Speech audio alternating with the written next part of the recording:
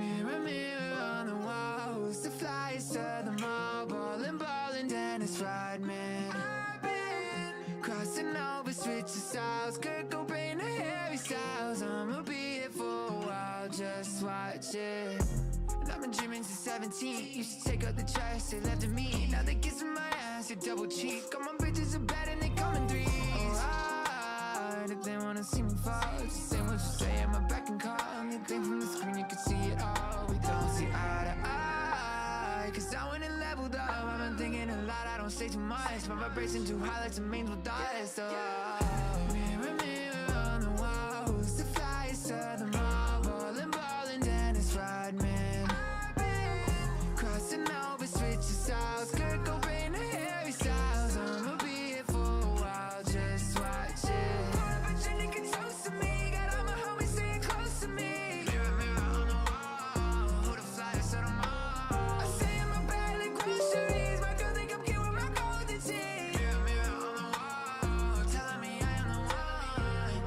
Everything takes time, getting drunk on the hills in the daytime. I feel bad for my waistline, eating so good my hips any crack line. And when I'm on a date night, I don't look at the price when it's playtime. Your girl buying fake lights, and my girl like to grab me like bass signs. Tryna move on my baby into the hills, so my mom's on the beach ever watching whales. I pull up in the off a new Coupe de Ville, and I did it, I'm being real. Never needed no wishbone to attract this. I just think rich with a fast car and a fast size, but I say on autopilot. Mirror, mirror on the wall, who's the flyest of them all? Ballin', Dennis. Yo, yo. What is up, Matthew? How's it going, dude?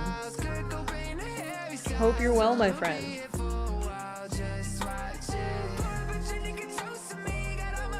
Hope you are well, dude.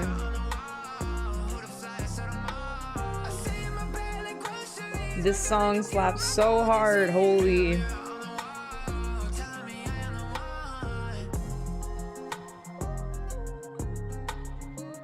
How are you doing today, guys? Hope you're all well. Happy Thursday. We got an exciting day ahead of us. T-minus 30 minutes. Yo! Just disrespectfully donated 1111. Thank you for that $11 donation. What is up, Howie? How's it going? What's up, Cyborg? Thank you for that dono. Popping off to start the stream early. What is up, Howie? Good, glad to hear it. Glad to hear it. Glad to indeed hear it. We've got an exciting stream today, chat. We got an exciting stream today. In case y'all didn't know, we've got the Overwatch 2 PvP live stream today, which is pretty great. Pretty great. Guys, can we get some exclamation mark love in the chat for Howie? Exclamation mark dono hype in the chat for Howie. All that good stuff. I love your content. Thank you, Cyborg. I appreciate that. What's good, lady? Not much. I'm chilling. I'm straight chilling out here, grinding, doing full-time content creation right now there, Howie. It's pretty great. Really enjoying it so far. It's great.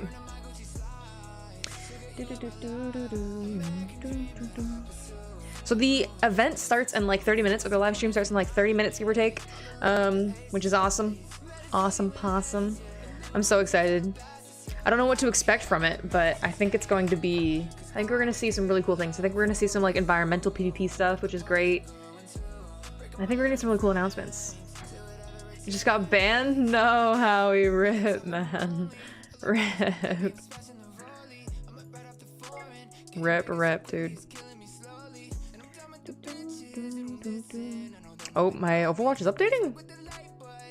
Oh, right, because there was an issue that was going on with the Moira hand or something. Alright, well, we'll try and update this real quick. Hopefully my stream doesn't cut out. I don't think we've ever had such an early donation, to be honest with you. Like, early in the stream like that, Howie. That's insane. Appreciate you, man.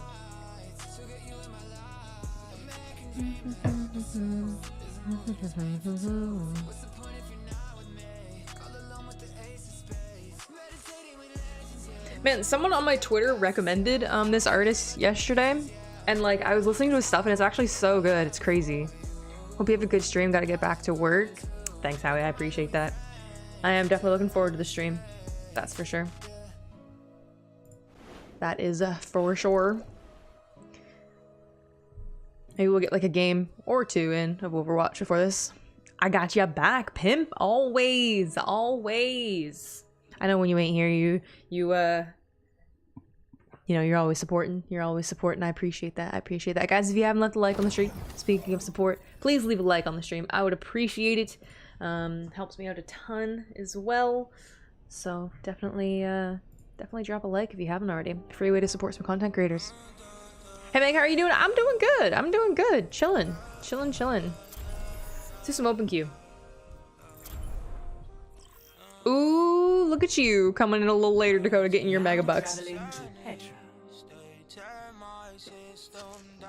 Am I a good Genji player? No.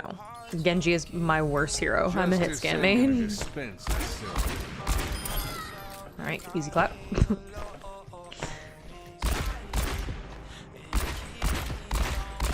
Lol. Hi LJ, what's up? How's it going? Yo, we got him with that pulse, dude. Chat, are you guys excited? I'm so excited for today's live stream. I'm so excited. And where are my morning megabucks? I don't know.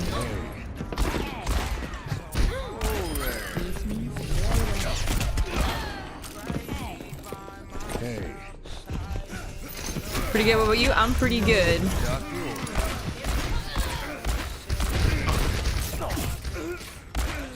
I am pretty good.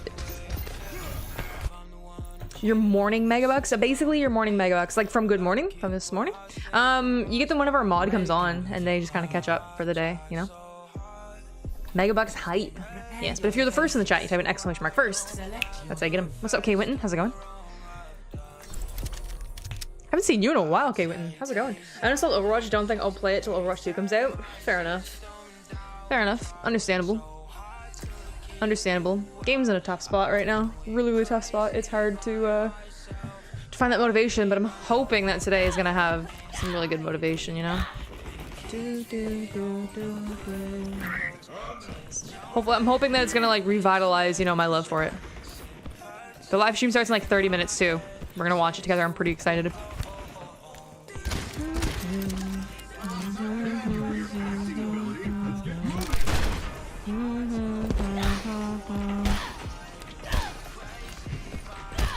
I've pretty much decided that like I can't stream and try and like play competitively. Last time I was playing, I was dropping down to 60 frames, and as a hit scan main, like I can't do that. And also be trying to get competitive. What's up, Matthew? Hey Meg, it's been a little bit. It has. It has, it has. When the bot comes in the chat, that's your cue to do it. True.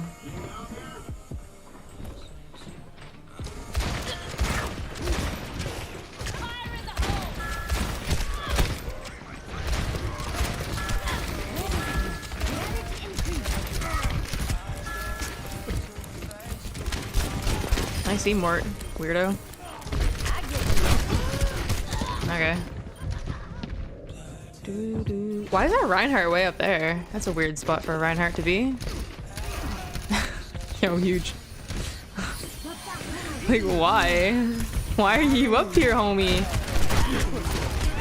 My whole team's not gonna be, like, up here like the little bitches that they are, dude. I don't know what to tell you. Like, what? Frames? Frames? 90 frames? Frames?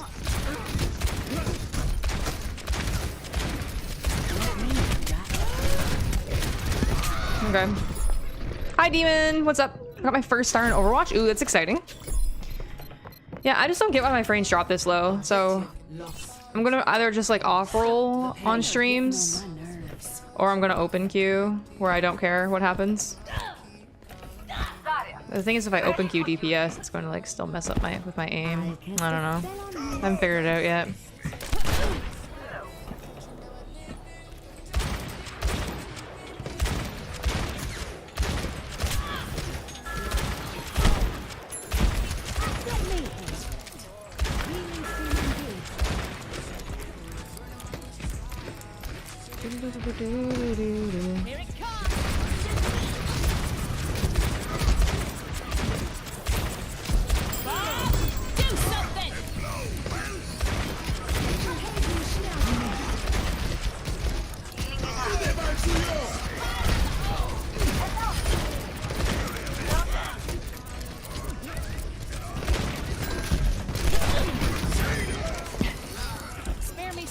Lord.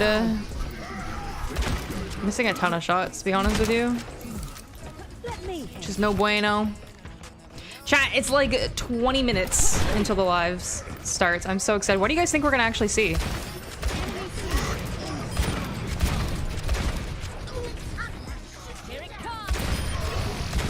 That's not what I wanted to do. I didn't even know he was that low. Yo, what's up, Flash?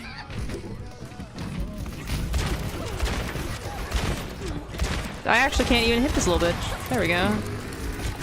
It's gonna come for my ass. Burn, bitch.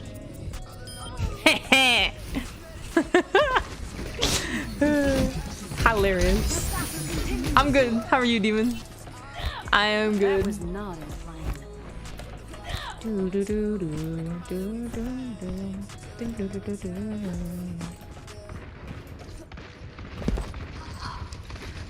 So like we need to contest. Lord, I didn't even need to do that, to be honest with you.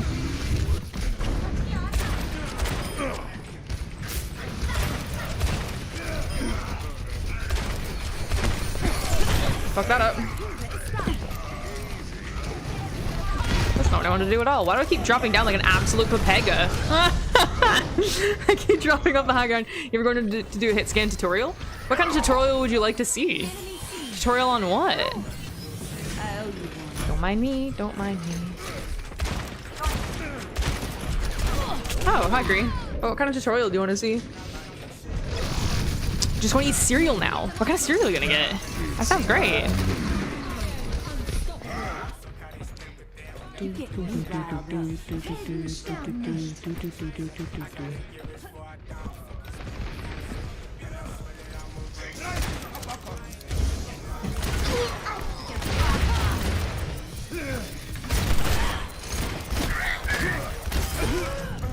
Lol.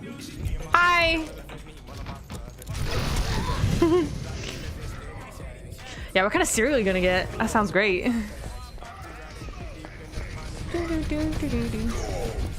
My team kind of trash. What's up, Piano? How's it going? Heroes never die. Let's get you back in the fight. Bought golden weapon for Hanzo Genji. Nice.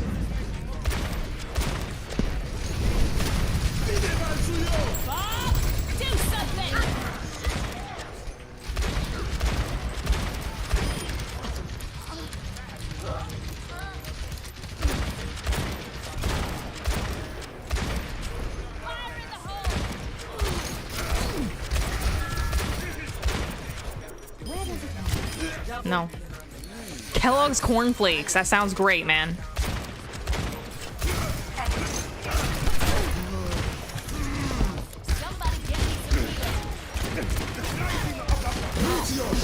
Ball. Manana. Thank you for that.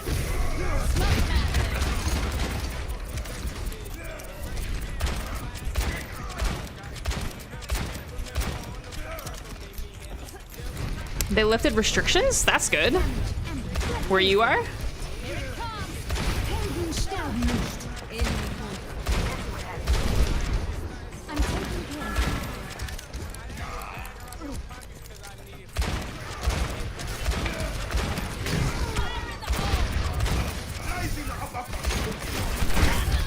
Alright. I'll take Nesquik cereal any day. You think Nesquik cereal's the way? Macro Ash Soldier, all the hit scan because I can play all the projectile heals, but no hit scan skills. You want macro hit scan advice? For the fully vaccinated. Oh, I see. I'm about to wake him up.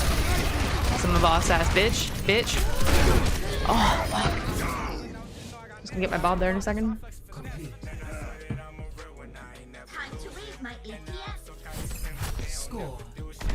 For Hanzo, Genji, Ashe, Doom in like almost 2 months. I don't know if that's good, but I'm like playing a lot of Overwatch.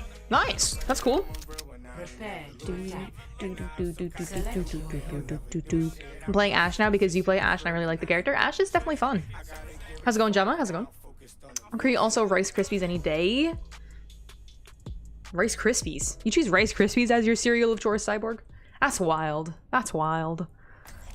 That's wild, dude. Why did we switch off what we were doing? My business.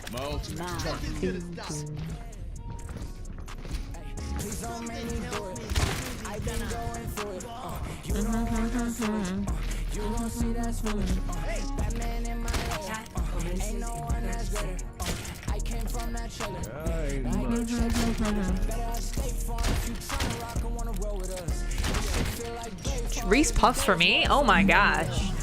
Oh my gosh. I don't know, I guess I just eat organic cereal. Like, there's really nothing like... It's not like a name brand thing, you know? It's the vibes today, chat. It's the vibes.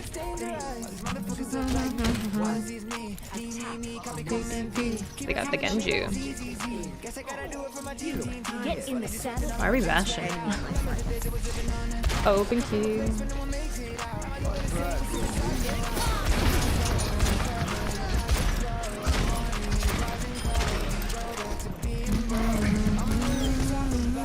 I mean, yeah, I can kind of hear him over there.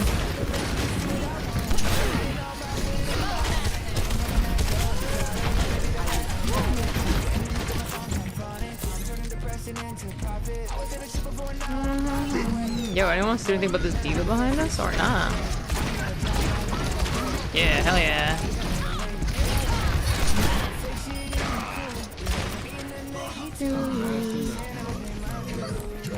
Force them to walk into us. Big brain plays, dude.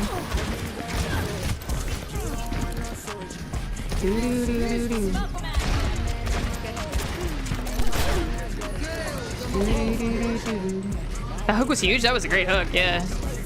Give him that.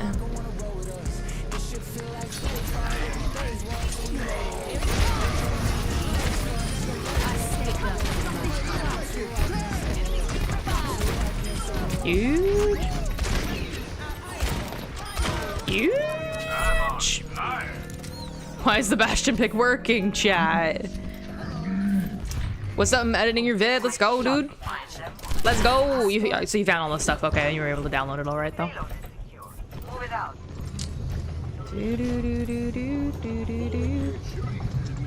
No issues. She do be up there, though. She was up there. Wait, are Bastion chilling up here? Oh my god, she actually got her healing orb. Who's the flyest of them all? It's Rodman.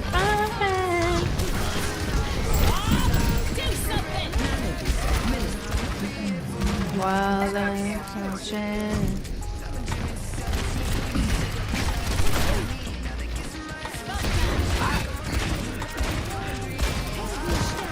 Imagine getting pocketed like this. It couldn't be me. I'm actually in a really fucked up position now.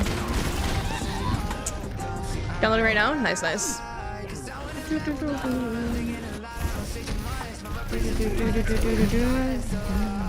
Mirror, mirror on the wall, who's the flyest of them all? Yeah, my team's popping.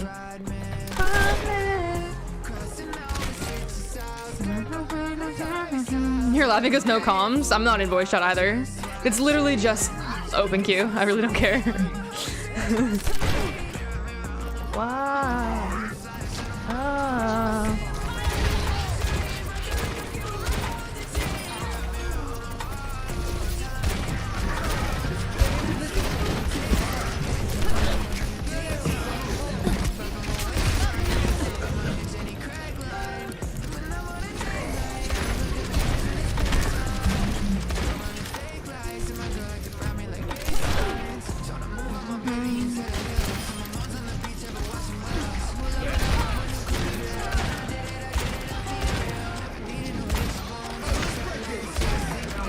I didn't get that beat. I sag. Nice, McCree.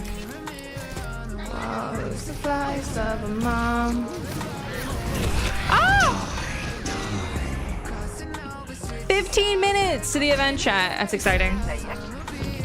Wildest watching. This is gonna be tough for our front line. Mirror, mirror on the wall of the mall. Who calms an open queue, first of all? Oh my god, I hate myself. She's 1 HP.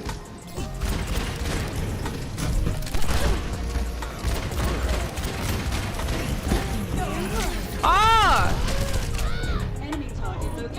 Okay, it seems to be downloading fine. Nice. What's up, Teletubby? Wait, what are we waiting for? 15 minutes for the event to start. We should be able to walk on height with them. We've got a ton of ults here. Ooh, good dupe, good dupe. What event? So the developers of Overwatch 2 are putting on a live stream for the PvP aspect of the game. Yo, you really do be hitting my bob like that. That's quite rude.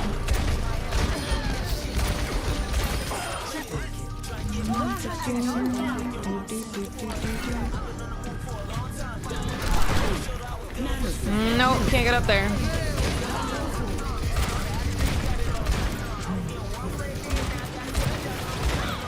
Yo, stop that shit.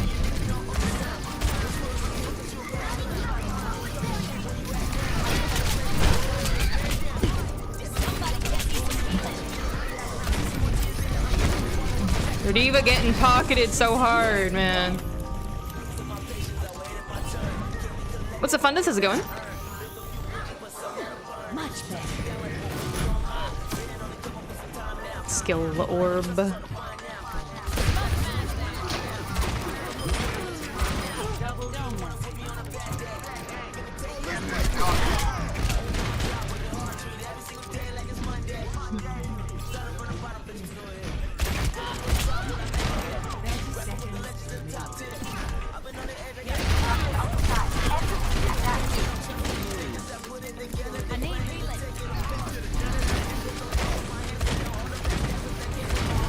I swear to God.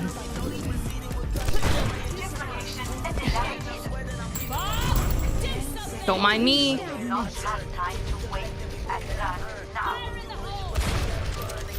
Thank God, man. Lord! Totally forgot about the Sombra. No, I heard it coming up. We shouldn't have a front line. I don't know. I was getting like a couple picks every game. Whatever.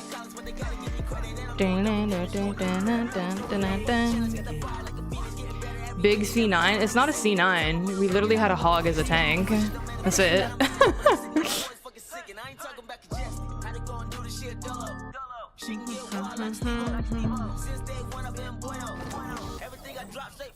Maybe we do like a deathmatch or something to start, because the event starts in like oh right, I forgot free competitive deathmatch was a thing. Ooh, 1v1 mystery duel. Maybe we do this.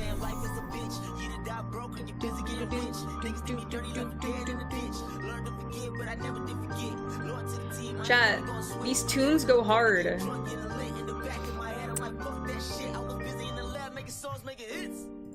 They go hard, dude.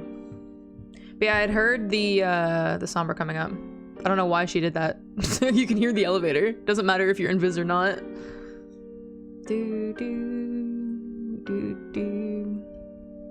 Occasionally we have big brains.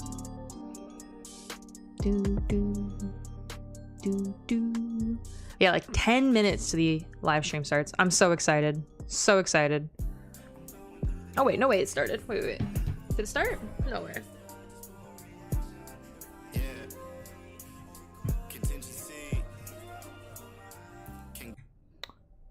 No way it started. It might have. I got a notification for it. Hey, look, that's my stream. Lol. Maybe it's just a countdown thing. Yeah, it's a countdown. Okay. We don't care about that. We don't care about that, chat. We don't care about that. We don't care about that. We're not gonna sit and watch a 10-minute literal countdown, you know? I'm gonna play the game or something in between.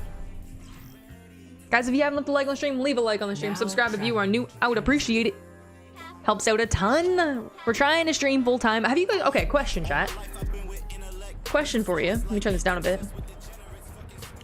How have you guys been liking the like full-time content? Is there anything that you guys would like to... Not in terms of like games. Like I know there's like a ton of different games that you guys all want me to play. But like, is there like more that you would like to see? that you don't see on the channel right now, even though I'm streaming like full time. I'd love your feedback. Ooh, that was a big boot. Don't do that. Cook with Meg. Y'all want to see me cook? The only thing is that like I cook with my boyfriend LJ. So like if I streamed that, then my boyfriend would have to be on stream and he wouldn't want to. I'm also not a great cook. Arissa 1v1. Ew.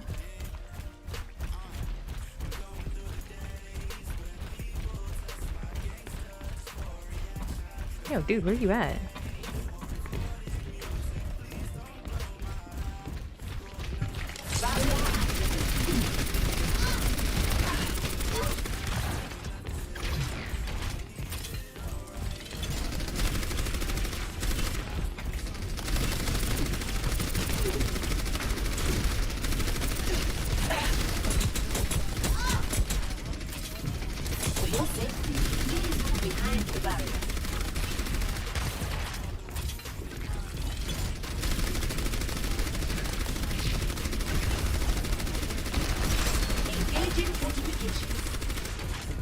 This is lame.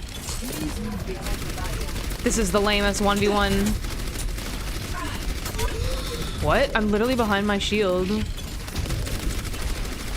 I'm literally behind my shield.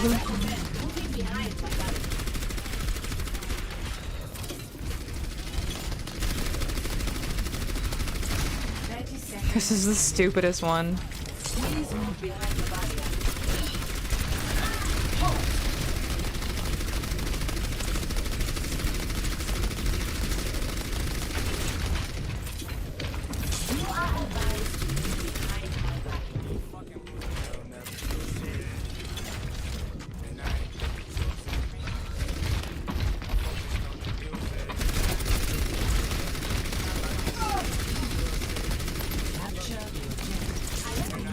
What's the objective? What? That's a thing? Wait, capture the objective is a thing? Wait, what? That was the lamest 1v1 I've ever done in my life. What the fuck?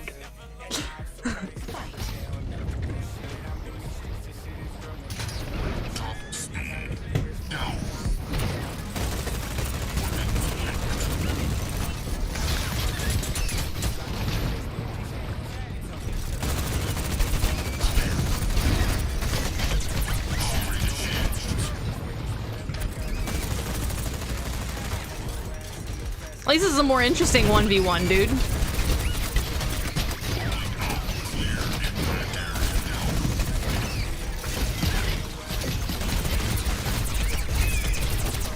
Let's go. It's always been a thing. I don't play 1v1s. Like the 1v1 mode, to be honest. Widow, my worst hit scan. Like, I know theoretically how you should play Widow. I don't play Widow how you should play Widow, though.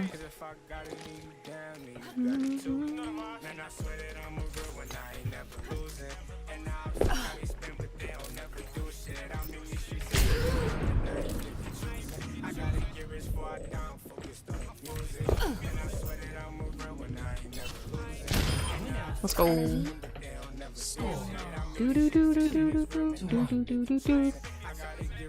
5 minutes, chat.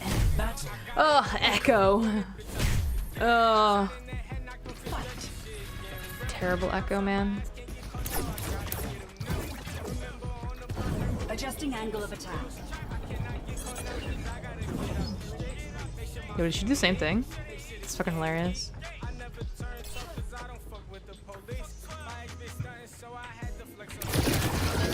Oh, I'm fucked here. Yeah, I'm fucked there. It's just about who hits more stickies, dude. That's it. Baptiste. Do you have immortality in this? Do you have immortality for this? You do. That's so lame.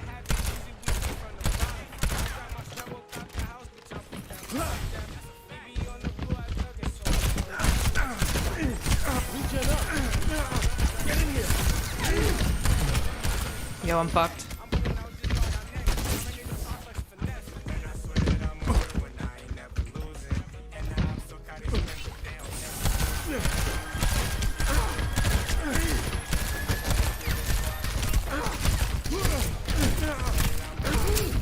He has his immortality! He has his immortality, I don't! I use my abilities too early.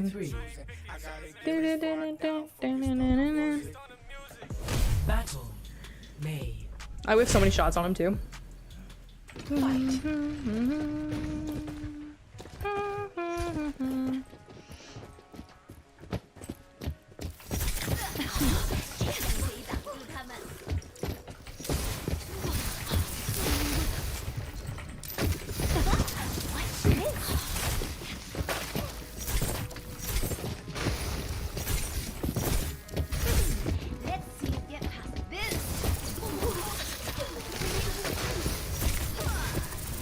No! Motherfucker! Who's actually won, dude? Unlucky. I should have walled.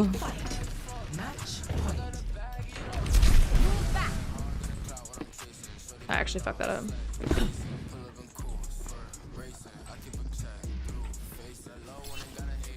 Waiting for my abilities.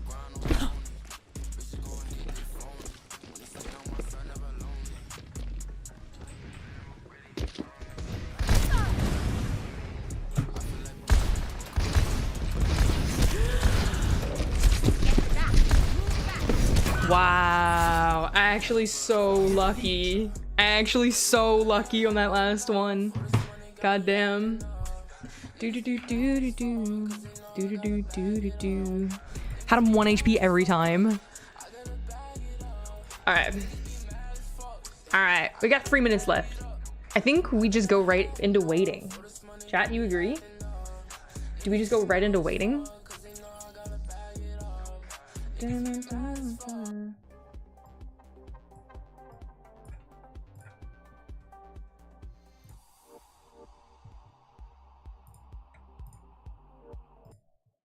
Let's go. Let's get it.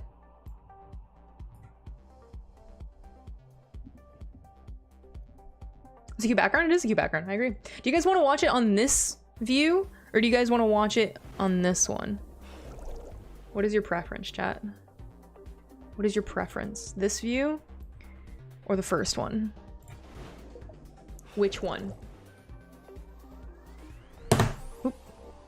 Which one? Which one? Which one? Do do do do do do do do do do do do do do do. Minute and a half. I'm so excited, chat. I'm so excited. I'm so excited. You guys don't have a preference, do you? A new BAP skin is my favorite of this event. It took me all of 5 seconds to buy it with my 45k credits. You have 45,000 credits, Kai? That's insane. That's insane. Actually insane. I feel like we should go to this view, chat. I feel like this view's the better view for this.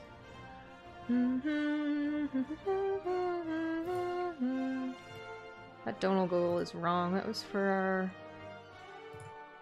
our charity stream.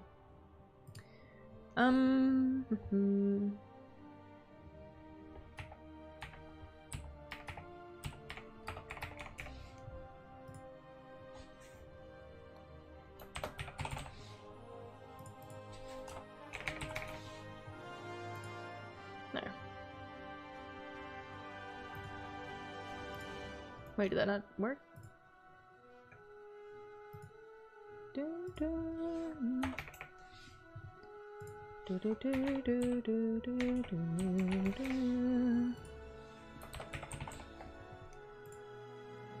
There we go. Perfect. Life of a support main, swimming in credits. Yes, I believe that. Ooh, ooh, ooh. Ooh, ooh. Hello, everybody, and welcome to the Overwatch 2 development. Oops. I'm your host, Meg.exe, and the Stop stream, it. I'll be joined by some awesome content creators and developers from the Overwatch. Stop it. Why does it do that? Choose PvP by watching some of these awesome maps in action played live. It's going to be an extremely exciting day. As Aaron mentioned during the developer Some of the content update, creators. Who are the everything you content see today creators is work who are in playing? progress, Does anyone know? but you know, being able to see some of this. I tried to get info out of Flats, he wouldn't tell me. It's truly awesome. I'm really excited for what the Overwatch team has to show for you guys today. So let's bring on some of my guests throughout the day. I'll be joined by the members of the Overwatch dev team. It's Associate Art Director Dion Rogers, Lead Hero Designer Jeff Goodman, and Game Director Aaron Keller. How you guys feeling today? Aaron! So much for having us. Yeah, no, it's going to be exciting. Now, we've learned so much about the PvE aspect of Overwatch 2. We've learned some stuff about, you know, PvP, you know, with push, role passives, you know, new heroes. I want to see more of that. Yep. Online. What else has gone into Huge. the development process for Overwatch 2's PvP? You're right. We've talked a lot about the More hero story designs. side of Overwatch 2 and Please. the cooperative PvP Please. experience that we've been working on. But the Overwatch team has also been hard at work on the PvP side of the game. We're making new features, new I hope this heroes, rolls out new before maps, Overwatch some 2. of which we'll be playing today. New And maps! we've also been looking at More the Toronto. way PvP is played. It's changed over time on the live They're going game. to change the way... They're going to go And 5v5, aren't they? We'll talk about a lot of the changes that we want to be making and that we're currently making to PvP, but there's Chat, one what do you in suspect they're gonna particular say that I today? want to highlight right now because it's substantial, and I think it has a big impact on the way the They're going entire free to play. team approaches PvP on Free to play, Overwatch free to 2. play. And it's also something that we're all really excited about. Free to play. Overwatch has always been played with 2 teams of 6 players. Oh, they're going to 5. Overwatch 2 will be played with 2 teams of 5 players, consisting of 2 support, 2 DPS, and 1 tank. God, I hated that Right, I was so gonna- my much. next But question maybe was if they gonna be change like, it to okay, like, is Brawl. role queue still a thing? So we still have a breakdown across the board. It's not Interesting. completely open. So 1 tank, 2 DPS. 2 I mean, support. we kind of like knew that What already, led you know? guys down the road to make this change. There are a lot of reasons for why we wanted to make this change. As I said earlier, They kind of hinted at it Overwatch before. has changed over time. We've gone from having no hero limits at all in the game before launch. You could pick 6 Winstons if you wanted to for your team composition. Thank God I didn't play them. To having a hero limit, we ended up introducing a role lock over the For a split course second, I of the thought game. Jeff was And Flats. we feel like this Flats' name is the Jeff, next but step yeah, in no. the way that Overwatch ought to be played. If you think about it, there is a lot going on in an Overwatch map. It is incredibly fast. How do you guys feel about the 5v5?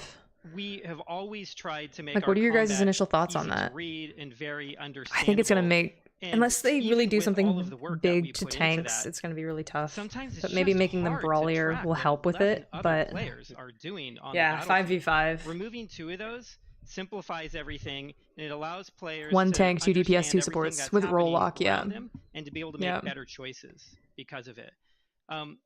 This change obviously has It could really big impact tanks, impact though. on tanks.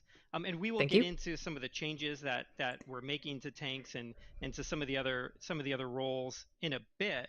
But tanks can be problematic. Rip Ryan Czar, true. A DPS hero is simple. They're shooting.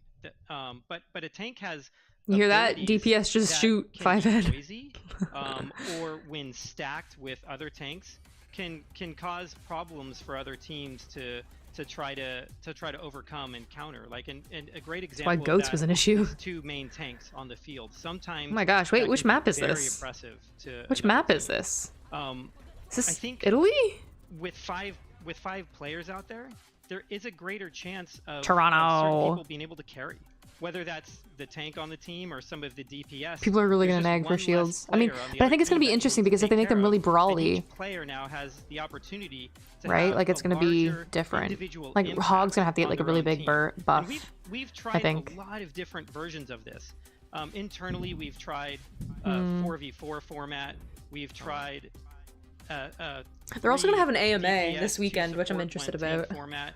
We even early on in Overwatch development, we tried a 7v7 format. Does anyone find that Aaron's we voice always sounds had a lot like some Jeff's problems voice? with them, and it's the sort of thing that Like the way our they lead hero speak? designer Jeff Goodman has They're, really run with, and I think he probably has a little. Their little like more tone to of say voice about and their like pitch and stuff is very similar. 4 DPS. The way they 1 actually, tank, like- 1 healer we ran one time. That was Right. that was 4 DPS, 1 tank, 1 healer. One And then- playtest, and we swore we would never do it again. almost cut out in the middle of that. But Oh my god, you want to push out tanks and healers. Yeah, Jeff, I assume You do that. obviously, you know, No, changes that to the poor tank support role, but I assume player. there'll be kind of like holistic No. changes overall, right? I think just changing the tanks, you probably need to rework some of the other stuff that goes on. Oh yeah, I mean, this is gonna change. So that impacts like the huge part of the game, obviously. And it, I don't think they didn't that's take the any thing about questions sort of hero for design and hero balance is like it's sort for the stream. They easy took it for the sometimes, AMA, I it's think, easy, right? but it's certainly easier to make sort of a single hero change, and you know, maybe even like a hero rework like we've done in the past. But to change something so fundamental as, you know, there's only 1 tank allowed, really kind of cascades into a lot of different questions and you know, problems that. I just realized he has a mirror right behind him, and you can see his whole setup. People's mind probably immediately when we say this is how does Roadhog work in a world where you could pick Reinhardt instead? Yeah, How exactly. how is that? We're literally just put talking in a about pit? that. So that's sort of our first question when we first were doing it too. Like, we like this 5v5 thing. It was super fun when we playtested it. That's up, Avatar. It has a lot of promise, but okay, we have to solve a lot of problems if we go this way. So that's sort of why it sort of has led to this larger set of changes, and there's a lot of other changes we'll talk about as well. But it So then definitely, just dive cascades, into you know, it. for example, healing, you can kind of focus on 1 tank now. And the tanks are even beefier than they are on live, the individual tanks, because this is one of them. So we're thinking, well, is it too good to just play like 2 main healers and dump healing in your tank? And is it too hard to kill now? And maybe healing is too good now? And you know, it's. But this is the time to do it. This is what we wanted to do with Overwatch 2, is look at core things like this and make sure that where we want them to be. Interesting. It's been a lot of fun. Yeah, I was gonna say like you know, So Zyphel, how's it going? But I think that like this is the first real opportunity you guys have had to reset. Like you couldn't just do this on the live game, right? I think that's kind of like what I assume, right? Is that this is like a holistic look at the game overall. I mean, like, yeah, but you changes want it that to be like a you beta couldn't thing do on eventually with because it's live. just so massive.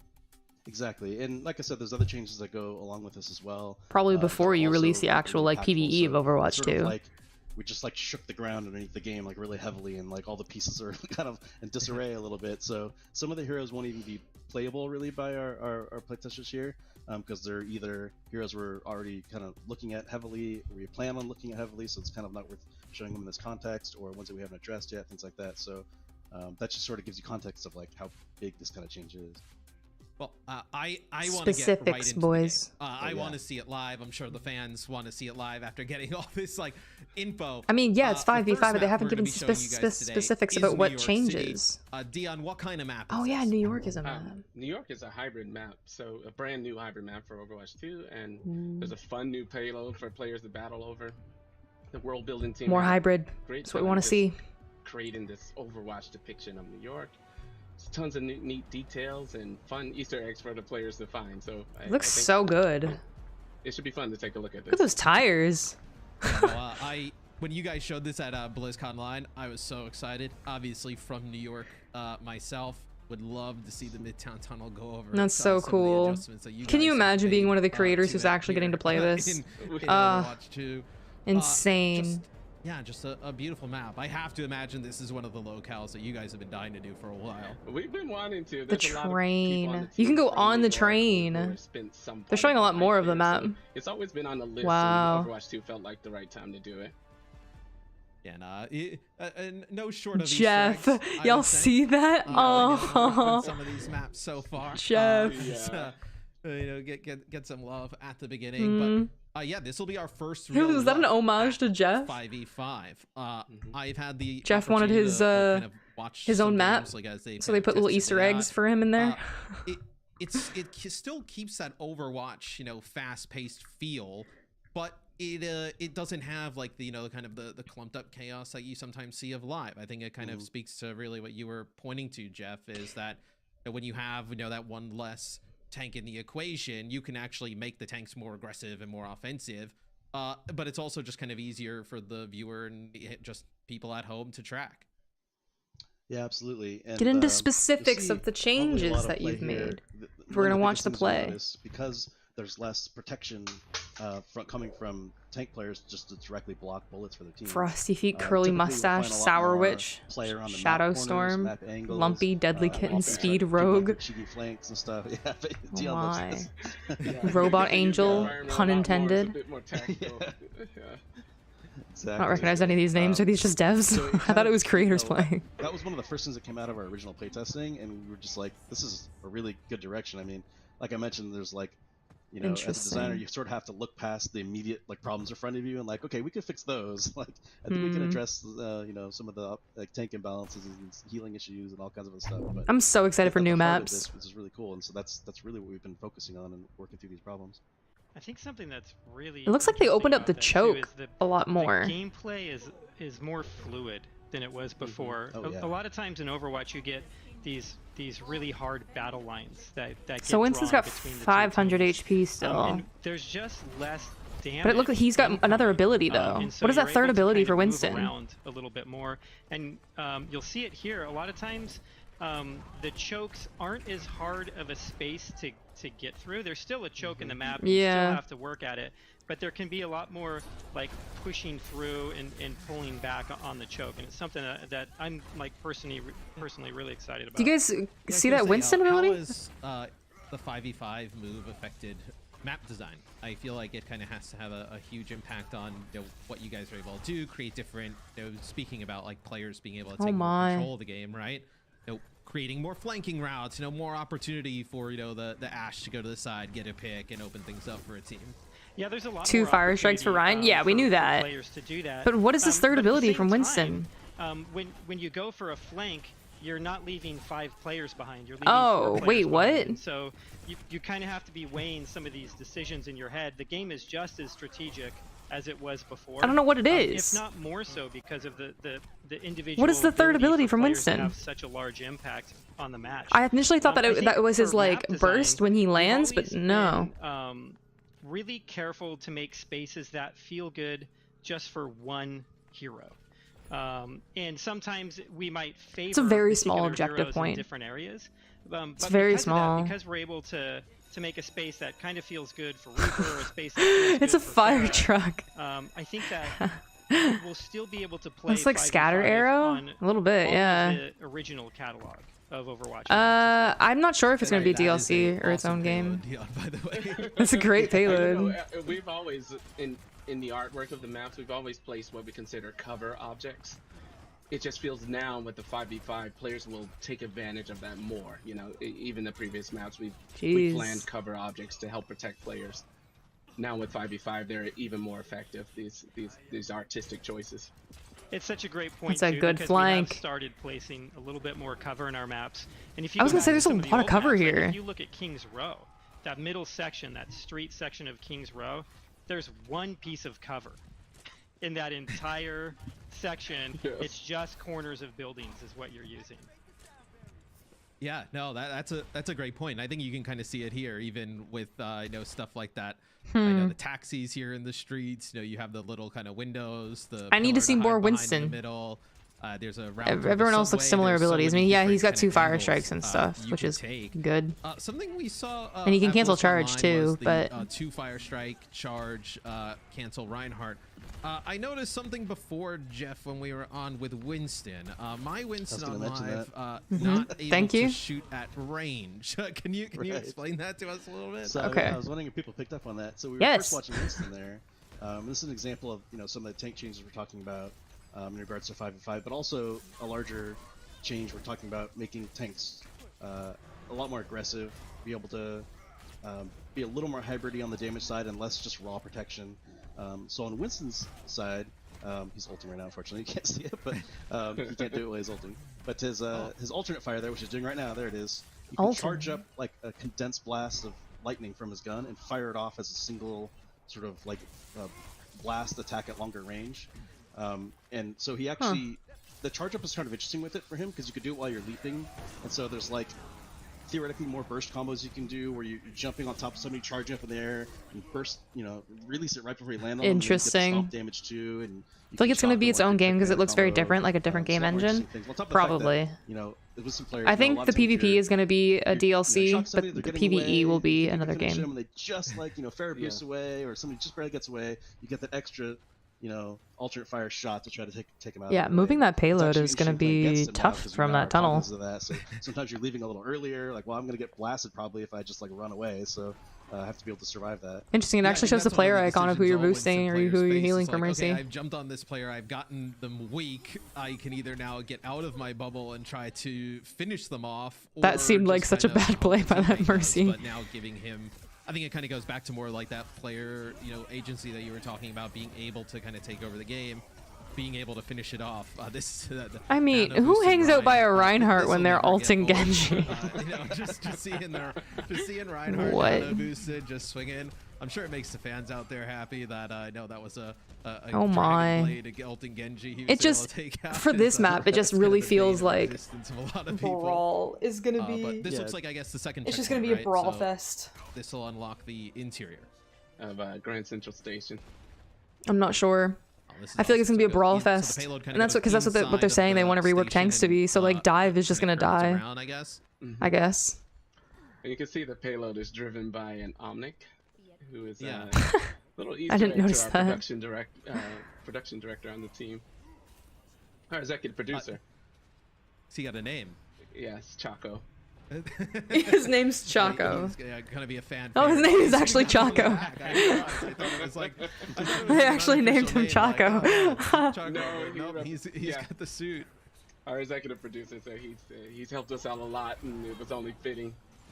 He has Where's the Bob going? Lived in New York as well, so he helped out a lot. on this map. Bob did a lot. We have, Those are my countless Bobs. Debates about the right type of pizza. My Bob. with him as well. Yeah, goes on adventures. Yeah, I mean, New York style pizza is the dominant. Thing is, actually, Faro pizza. would be I interesting on a believe it's map the like this because there's so water, much cover. It's gonna make it so much that tougher is for probably actual for a like different hit stream. scans to really deal with her. My thoughts on the water in New York creating the better pizza. 5v5 though. sucks. Why Blizzard?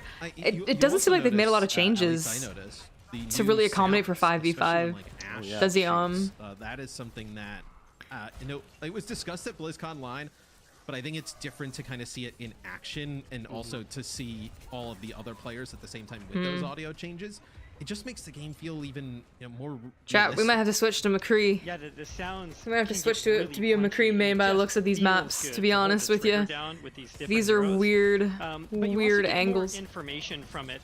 So we've spent a lot of time not just No, because what about people who developing what do it these as two sounds tanks? are, What about but off tank how and they main tank play in synergy? It's all different gone. environments. I So agree. We've kind of upgraded the entire I agree. sound system across Now it's the gonna have to game. be So tank let's say when, support synergy. that Ash is in a side room firing from that I forgot room, the sound of you really the kind of soldier understand where they're shooting. at, what type of environment that they're in, better than you did didn't need your healing before, and station. then Why'd you can use kinda it? Take that information and make Literally different only one decisions tank will be meta.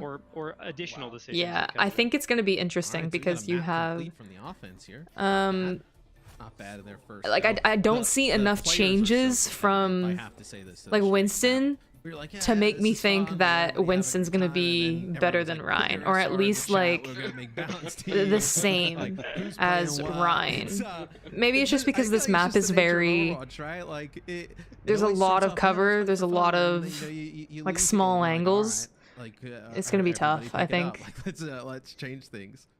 It's like It'll that be meme, interesting when like, they bring it to when you're beta playing, for us to actually play it and for us to actually like feel it, Yeah. but and actually like explore the It's maps. those nights of ranked where you lose. Like, I don't know. two and you're I know like, that some you maps win favor one and certain you're like, compositions "All right, more that's over." anyways, You know, so you there's lose that. A few more, and then the But next thing you know, you wake up, you're like, I wish that why they did forced them onto like different 500 heroes so we SR could down see the drain? different That's, Yeah. so this will Not only hero see, designs, like, Roadhog but- as a solo tank coming in for the offensive but side yeah, here. to see what abilities they've I feel added like he's or just gonna removed be- to them. Even on live, he just takes up so much space, Jeff. Like, and he takes up space not with a shield, but like just his body. As I say that, we It doesn't look like they changed Baptiste skin. That looks like regular Baptiste skin. Thoughts on, you know, how the Roadhogs of the world, Divas, even Zarya. I know there's some interesting stuff with Zarya as a solo tank. Yeah, so like I said before, a lot of this is still work in progress. We're still Yeah. sort of addressing hero by hero.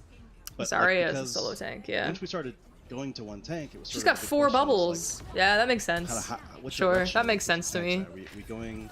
We're trying to make Roadhog, you know, a lot more static defensively and have, you know, big barriers or something to protect his team, or do we want more the opposite, where like to take the Reinhardts and the Rissas and Sigmas and actually give them some more aggression and be a little more like Wardog and Diva.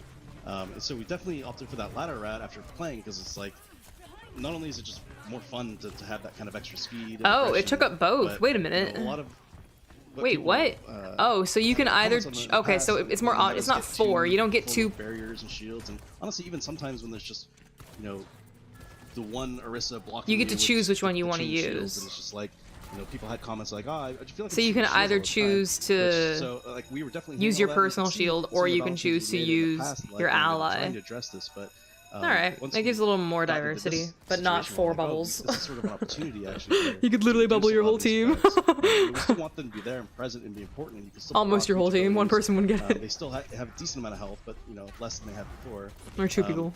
But then in Math's response to that, hard. we get to, you can see Reiner here. He hit the wall right there. He didn't cancel it, but you can cancel your charge, and you can get two fire strikes. So the canceling charge is one of those like sneaky things that seems like to some people might be kind of a minor change, but it almost like completely changes how Widow on here. This does not feel like a Widow map. It has a really fast recovery when you cancel, so you can like charge. This up feels like a quicker good Tracer and cancel map. and immediately Oh my ult, god, which I is, would like, love to knock run everything around on down. Tracer in here. So the fact that you can even do that, it's its own now like sort of So much metagame cover that people play, means where so you much can harder kinda for you to bluff kill a with it. Tracer. If people know you have your ult or think you have your ult, Tracer's gonna just be charge right at even them, more and then annoying, try not chat. to get stunned. Like they don't want to fight you necessarily, I think, normally, because they don't want to get earth shattered. So sometimes you can like bluff people and are running for cover and you didn't even have it, or you save it or something. So, and it also just allows Oh my him god. to get in there and be more aggressive without sacrificing. They're rolling his health them. for it. It just sounds like another change, almost like how you kind of mentioned like stuff like that Winston combo kind of. Hey, what's up, Jess? As you're playing and testing. How's it going? How's it going? And seeing all these different things, like yeah, where the Winston combo, you can load up that secondary fire, come Rolling get the jump them. damage, land on somebody, take them out. Like that, you kind of have like this like little meta game with like Reinhardt play, right? Where now you kind of have like this another layer of canceling the charge, being able to. I remember there was one clip I think from BlizzCon Live. Good. What about you? trailer I'm where good. he, I'm good. Charges Chilling, towards the team, chilling. cancels and then shatters them all. Being able to make plays like that just seems so sick. He's also got the ability to Whoa, that control Widow his charge sound. more. So you can actually That turn Widow around shot corners sound. more. Oh yeah. So Oh. the charge, while you can cancel, it's also more aggressive. weird. And it's more versatile. Yo. I think something else that's really That poor interesting, Mercy. If you look at if Got people have noticed domed. what's happening with Zarya, is she has 2 charges to her bubble now. They're always Shared picking up on charges. things late. It's actually what we playtested in the April Fool's patch. So as people probably noted, like, some of those changes were, a lot of them were just silly, kind of fun, like permanently flying Sigma. But there were some changes we threw in there. I was like, let's see how people react to this. I'm curious what people think. Like maybe this is something we can try. And the Zarya bubbles is one of those things. So. Aaron, Interesting. know, Just recently kind of Reinhardt put in main, right? Oh yeah. It took me a while to get used to the new changes, but once I really dug in and settled with these changes, I realized it's how I always wanted to play Reinhardt this way, basically.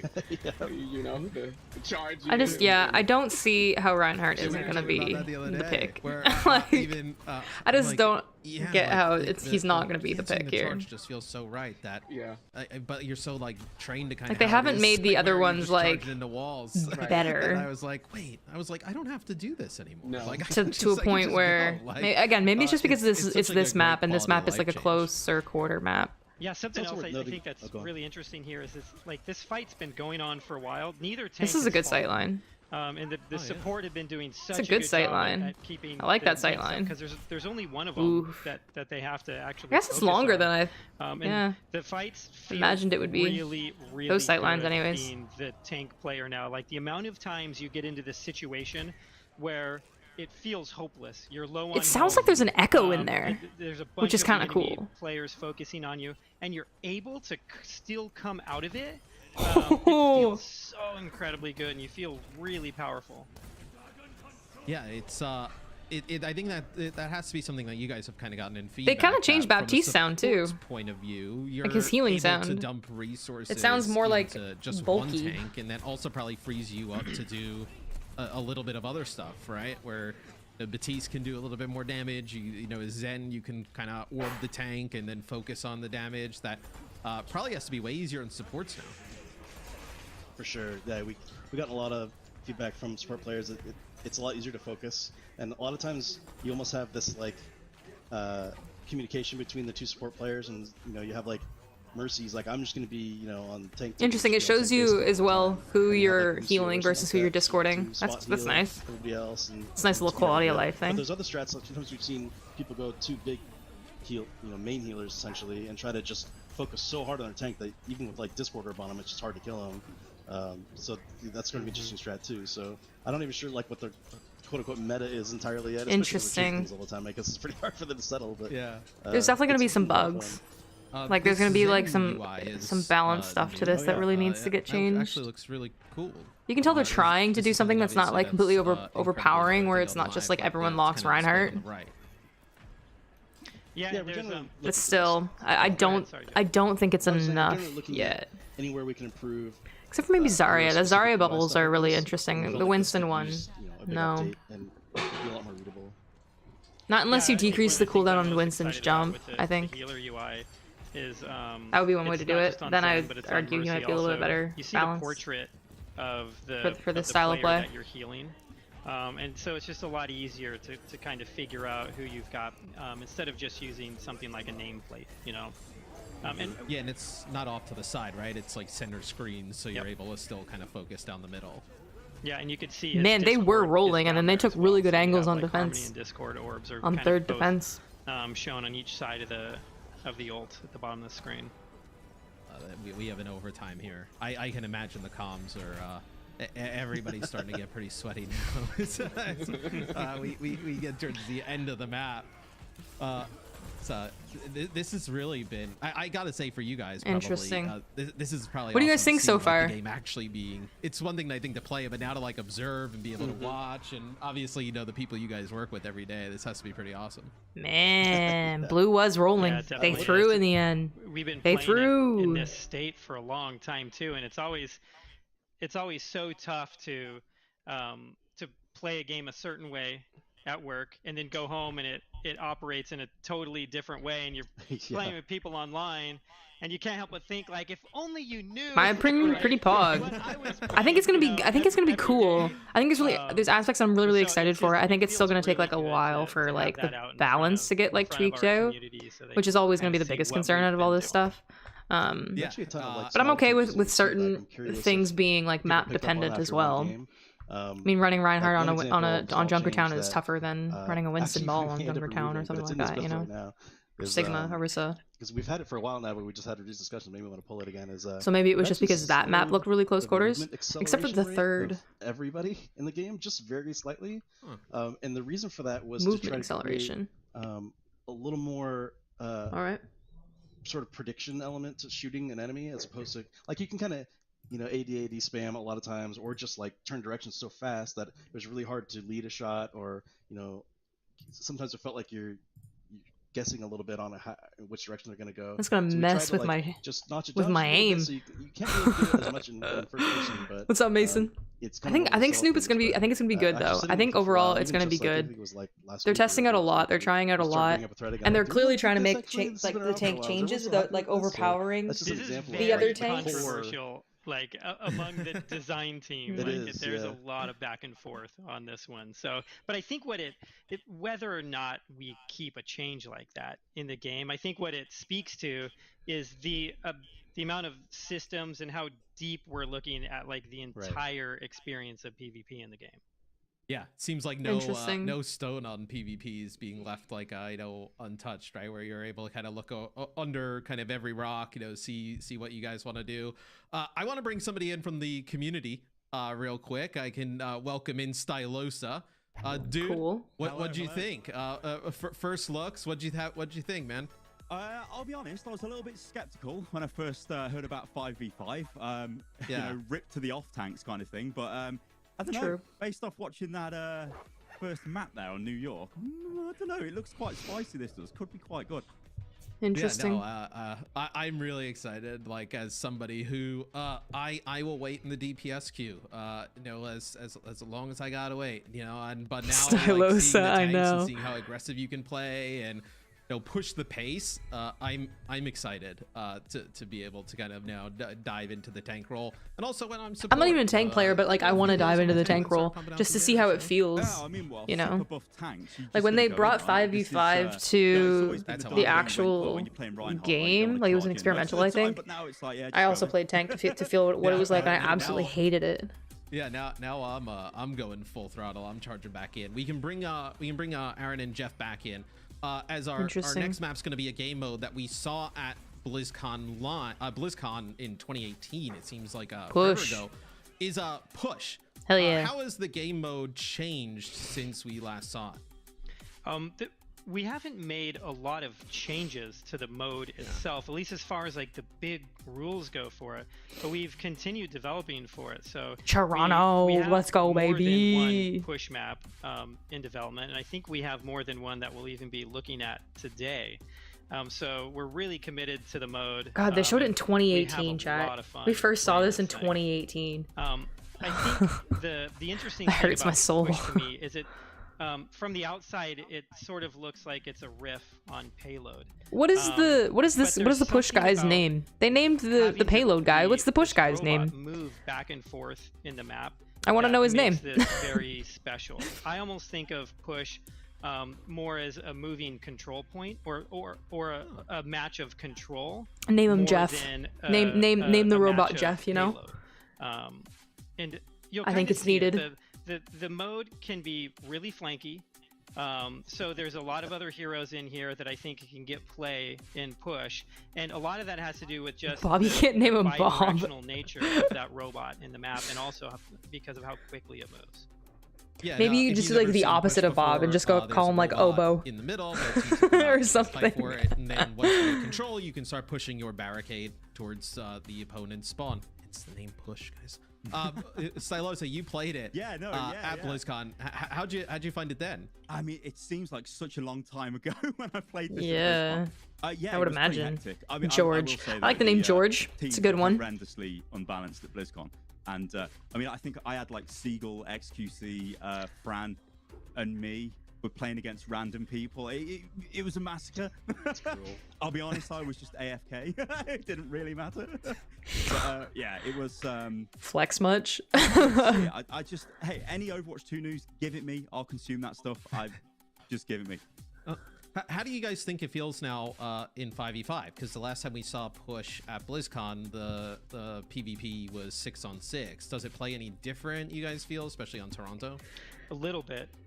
So push has always been maybe our most hectic mode, or our I believe most that. Dynamic game mode. I feel like that can last so long. The way these maps are designed is we have a very. I feel like you're gonna get a Classico where it lasts 40 minutes. The robot travels on. So the objective is kind of always. I'm sure eventually he probably like moves quicker or something like that. Direct routes across the map that the players can take, and because of that, it allows players to take a lot of shortcuts, circle around the enemy team, and it creates a lot of these flanking opportunities. With 5 players, there's just one less person you kind of have to kind of keep in your mind's focus and kind of like worrying about where they're going to show up at any time. And so it's settled down a little bit. I still think it has that dynamic nature that we've always loved about push. It's just a little bit easier. Wait, chat, in 2018 when they played push, did they play it with 6 people? I think they played it with 6, didn't they? That's the way I would put it. Like you have a lot of the buildings you can go through, different types of routes you can take. Yeah, they definitely didn't. 5v5 wasn't a thing until way after that. I want to say until it was released in experimental in like 2019. That we actually saw back at BlizzCon. We all had a chance to play. It was awesome then. I'm excited to see some of the flanking characters. You can kind of get like an overhead view of the map now and see your tracers, your Genjis on this type. He doesn't have a name on him. He needs a name tag. He needs a name tag. Yeah. So is this map the same as it was back at BlizzCon? Now I'm curious because he or starts has there been any facing a alterations? certain direction, right? But it doesn't. It's virtually the same. Are you at a slight time disadvantage because he has to turn around potentially to go and push your thing, versus him already facing forward to push it? Now, but we've had the opportunity to add additional. Is that a slight advantage depending on which side you're coming out on? All the maps just look so good. I know I see Stylos' face when we do the fly through, and he's just like smiling, and he's just like so giddy, like it's like it's so fun. Where I feel like push is gonna add a different type of element to the game that like escort in hybrid, like you mentioned, are like the payload oriented maps, and I think push kind of plays like that a little bit. But there's so much more movement, I feel like, than both of those, and just you take so many different fights all over the map. And I also love the fact that you just can't really tie on this map. I think one of the things like about it could be a Assault is that downfall though too. You know, you have these like long like battles, and then it's a draw, and you're just like, oh, I wanted to. I mean, maybe even be okay taking a loss there, you know. But like, if you get cheaters, you want to still be able to draw. Yeah, but definitely. I get and that. I really it's like a rare game thing. modes where the actual objective and the mechanics help pace out the speed of gameplay, and it was Diva. really hard for They're us both to do playing that Diva. with Unlucky. 2CP. You can have incredibly long matches in 2CP, and sometimes like really quick blowouts. And it I want to see just two came different down to what tanks. the two teams were doing, I want to see like and Sigma. The game mode itself wasn't really doing anything to enforce that the way it might in Control or in Payload. And so with Push, we have more of that, to where the game mode is actually helping to control the length of the match and the pace of the match. Yeah, as you see on the clock, it's a 8-minute 8 clock minutes. right now. Gosh. So yeah, it is pretty fast. I think it's definitely intended with some of these flames in mind. As poor Lumpy gets taken out right off the rip. Lumpy was going on one of those flanks, didn't turn out. Yeah, nothing different for Diva. So Literally no change to Diva. Right away. It takes about 30 seconds for it to unlock, and the reason we do that is we don't want a team to think that there's a certain amount of pressure, or to have all this pressure to get to it as quickly as possible. We want you to be able to be strategic with the way that you approach the bot in the middle of the map, and it's very similar to the way that Control works. So we can see the robot. He's got a name, right? Yeah, his name is TWO. TWO. But he doesn't have a name tag. That's good.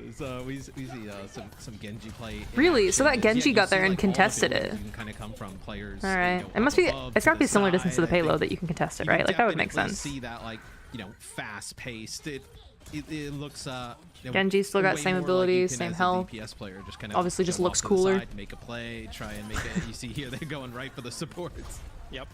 Yeah, and the map, there's still a main path in Push. Oh, really you guys see the splat animation from the Genji? All of our map types. You love to see it. But there are a lot of ways to get around that and to get through it, and that's what creates a lot of these opportunities. Going for the remake kill. Can't blame him. Yeah. You gotta go for it. No, I'm watching this. Yeah, I'm here. I'm fixated on the gameplay. I think, I mean, this looks really deathmatchy. This does. Like, it looks really deathmatchy. I love the sound of Tracer's gun. Obviously, it sounded a little bit different. Is moving through the map. It's hard to tell when everyone's talking. Every single time, and it's just. To be honest, it looks fairly similar to what I played back at BlizzCon all those years ago. Just with one less tank.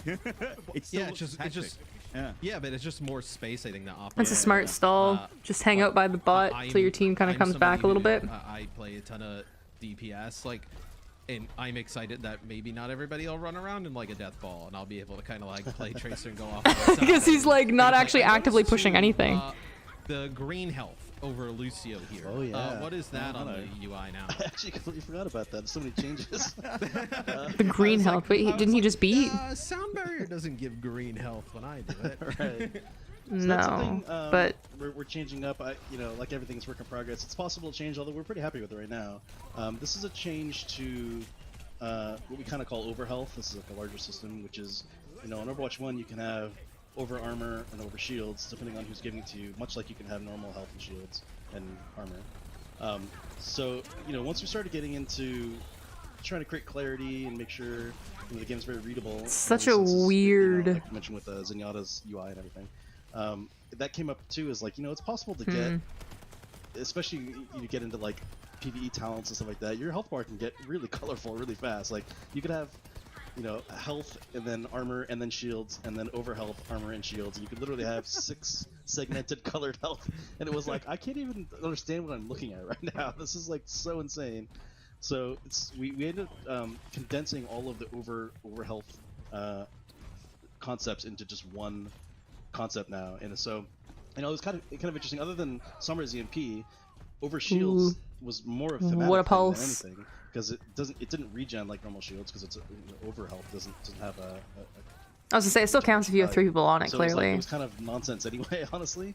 So now we kind of have everything condensed into green health, and it's very understandable that you see somebody with green and you can see like, okay, that's not that's over health, it's either going to drain, or if I shoot through it, they can't be healed and stuff like that. So it kind of helps. Oh my, because you got to escort him back to your own push target. I noticed before there was like a circle. So is there like kind of capture points? Like this dude's getting his steps in. What does it say? EWO? EQO? Yeah, what is his name? So the robot starts in the middle of the map. And EWO? I don't know. What's up, JV? Like How's it going? Red barricades in front of it. And you can use those to kind of like in world see what your high watermark is. And if the robot's able to push it to the checkpoint, it will unlock a forward such a small, narrow like pathway. I get why they're saying it. That's good for like flankers and stuff, because there's a lot of like buildings that you can run through. But the actual like fights on payload are pretty brawly. And then I assume when they're when 2 starts moving the other direction, I guess it'd be decides to start moving the other direction, they would lose that forward spawn, right? Yeah, but there is Yep, there is an additional detail there. It's TWO has to be pushed back to the middle of the map before you lose your forward spawn room. And we actually started it the way that you described it, but a lot of times the robot could just move back and forth across this one checkpoint, and it got like really chaotic, and you'd have no idea where you were going to spawn. So we kind of gave you a grace period in there, or made it a little bit stickier by forcing him to return to the map.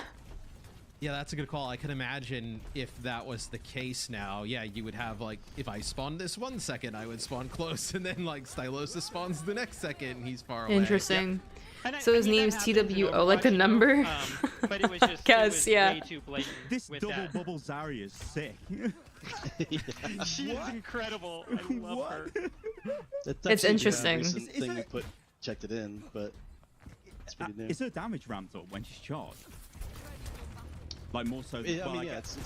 Yeah. So you have the same bubbles you had before, but it makes her so much more versatile to what she's going to do. Because this increased flexibility in how you use it, she tends to be at higher charge more often. Yeah. I mean, this is an example, I guess. But so it's actually even a lot of playtests. I can find myself like, sending a message to people. What was your average energy? Would you say, or how often? I was like, you were kind of tearing it up. That seems a little insane. So, balancing TBD, but it looks so fun though. I mean, as somebody who loves to play Zarya, like I also can imagine the people that I would play with on Zarya would just automatically double bubble themselves and double bubble themselves. For themselves. Like, let's just run in and double bubble ourselves. But then you start to think like, actually, if I save 2 and Genji pulls out his blade on my team, I think if I double shield him and I save that up, that's going to be kind of ridiculous. So I didn't even think of that. Like, I see. So there's 8 minutes, like no matter what, and it's just whoever pushes it the farthest. I see. Because they shared the charge. I see. Theoretically, like bubble a Genji blade and then bubble him again, right? Yeah. Or a Pharah ult. Oh yeah. Works really well. So many different ways. But... Yeah. So this is like as it just kind of recently put in, coming off the back of the. April 1st stuff and seeing how we feel about it, and it's been pretty interesting. I'm certainly concerned about it in some cases, but it also leads to some really awesome play, so I'm kind of letting it rock for a while and see how it feels. Work in progress, but I like the progress on that one. So OT, how does the rule here work? I guess they have so long to as someone's I was gonna say someone's be by the TWO. They just need to beat the time of the blue team. So the win condition for push is whoever has pushed it the furthest by the end of time wins. Yeah. Or if you're able to push it all the way to the end of the map, you'll win instantly. So now they're unlocking their forward spawn room right here. But they're still in overtime. The Ooh, tragedy man. strikes for the blue team. That's interesting. Yeah, they need to stay near the robot. I think that could be a bit I problematic. believe to keep pushing. Yes. Yep. Yeah, right. I think this part could be a little So bit you problematic in can't terms of have, like you know, balancing. the good old blunder where everybody walks off the objective and The classic C9. I don't know what you're talking I think that this could be an issue simply because people are going to take advantage of that, but I guess... Oh, that's a problem. Dang, that sounds so much different. Yeah, I imagine these games go right down to the wire. I mean, Yeah, I guess it's because just in the end they're going to have the this is gonna be advantage. quite good for Overwatch League, I'd imagine. This is... Yeah, I mean, I think if you're gonna have, the escort, like overtime, going to the checkpoint, then like you kind of have to have a similar thing for push, because it's a similar kind of concept. But I understand they don't want to have games go on for 40 minutes either, so I get that aspect to it as well. I just think that it's gonna be taken advantage of. Yeah, you still have these fast-paced fights. You know, you're able to make plays all over the map. It sort of ramps up, right, as the match goes on. It gets Yeah. more and more and more intense, and oof, you have a big sort of crescendo towards the end. That's really nice. I really like that. It's got that Overwatch music where it kind of adds. I think to that if you the- bring it to the checkpoint, you should at least get another like minute, push, this happens in push minute or a lot. two. It goes to I think 2 might be a little bit overtime, overpowered though. more often than it doesn't, and it was a decision that we made when we were developing the mode. Where we had to decide what was more important for push. Was it for one team to be able to get the robot all the way to the end of the map, or is it more important for the robot to be moving back and forth in the map? Because it's really hard to get both of those. And Yeah, so very. we think that You can't go to the end of the map because it would go on to forever. have it moving back and forth more Yeah. often, and so It definitely should. The mode mechanics and the map design is all kind of tailored to have that, and it makes it like really exciting. Yeah, it's just the fast-moving, fast flow. It makes it way more dynamic versus just pushing the payload, because there's a lot of different times that you can contest as well before they even gain anything on their push. Like we saw Zarya there on push. Like, it's not a hero that you would kind of think for like It's really cool. an aggressive type of game mode like that. I really can't wait to play push. I think it's a really cool game mode. I just don't know about that overtime thing yet. I think that's I have to see it in action to know a little bit more about it. Sort of off-tanky kind of characters before, Roadhog and Diva. And we saw Diva there played as well, and Diva's gotten a lot of changes too. So I think it's worth noting that we're not. Did she? I didn't see any Diva changes though. I was looking at her kit. I mean, maybe she got time changes, like maybe. So, I mean, in a lot of cases they have a lot. Or like number changes in terms of damage, or. Diva has a lot more sort of matrix juice in the can, so she can use it a lot more. So that's an example of where we didn't just like give her more missiles or something like that and let her go kill everybody. It's like she can actually protect her team a little more. So she slides a little bit closer towards, the defensive route. There's probably players out there who want those missiles, but I'm happy. I'm happy. No. I'm happy. You should definitely be more happy with the DM than the missiles. Diva's values and her DM. Yeah, no, I am as well as her mobility. With that, much more impressed than I thought I would be. It's been so long since I've seen push in action, and it definitely looks better 5v5. Like, yeah, I don't know. That's. I want to see more. I want to see more of this. Like, I want to play it. I want to play it more than anything. I wonder what else they're going to say. I want to see some gameplay footage with the environmental changes. Guys, we're gonna go for a quick break. Don't go anywhere. When we come back, Super's gonna join the show, give his thoughts on some of the things he's seen, go over some of the stuff that's going on with the tanks. You don't want to miss it. Stay tuned.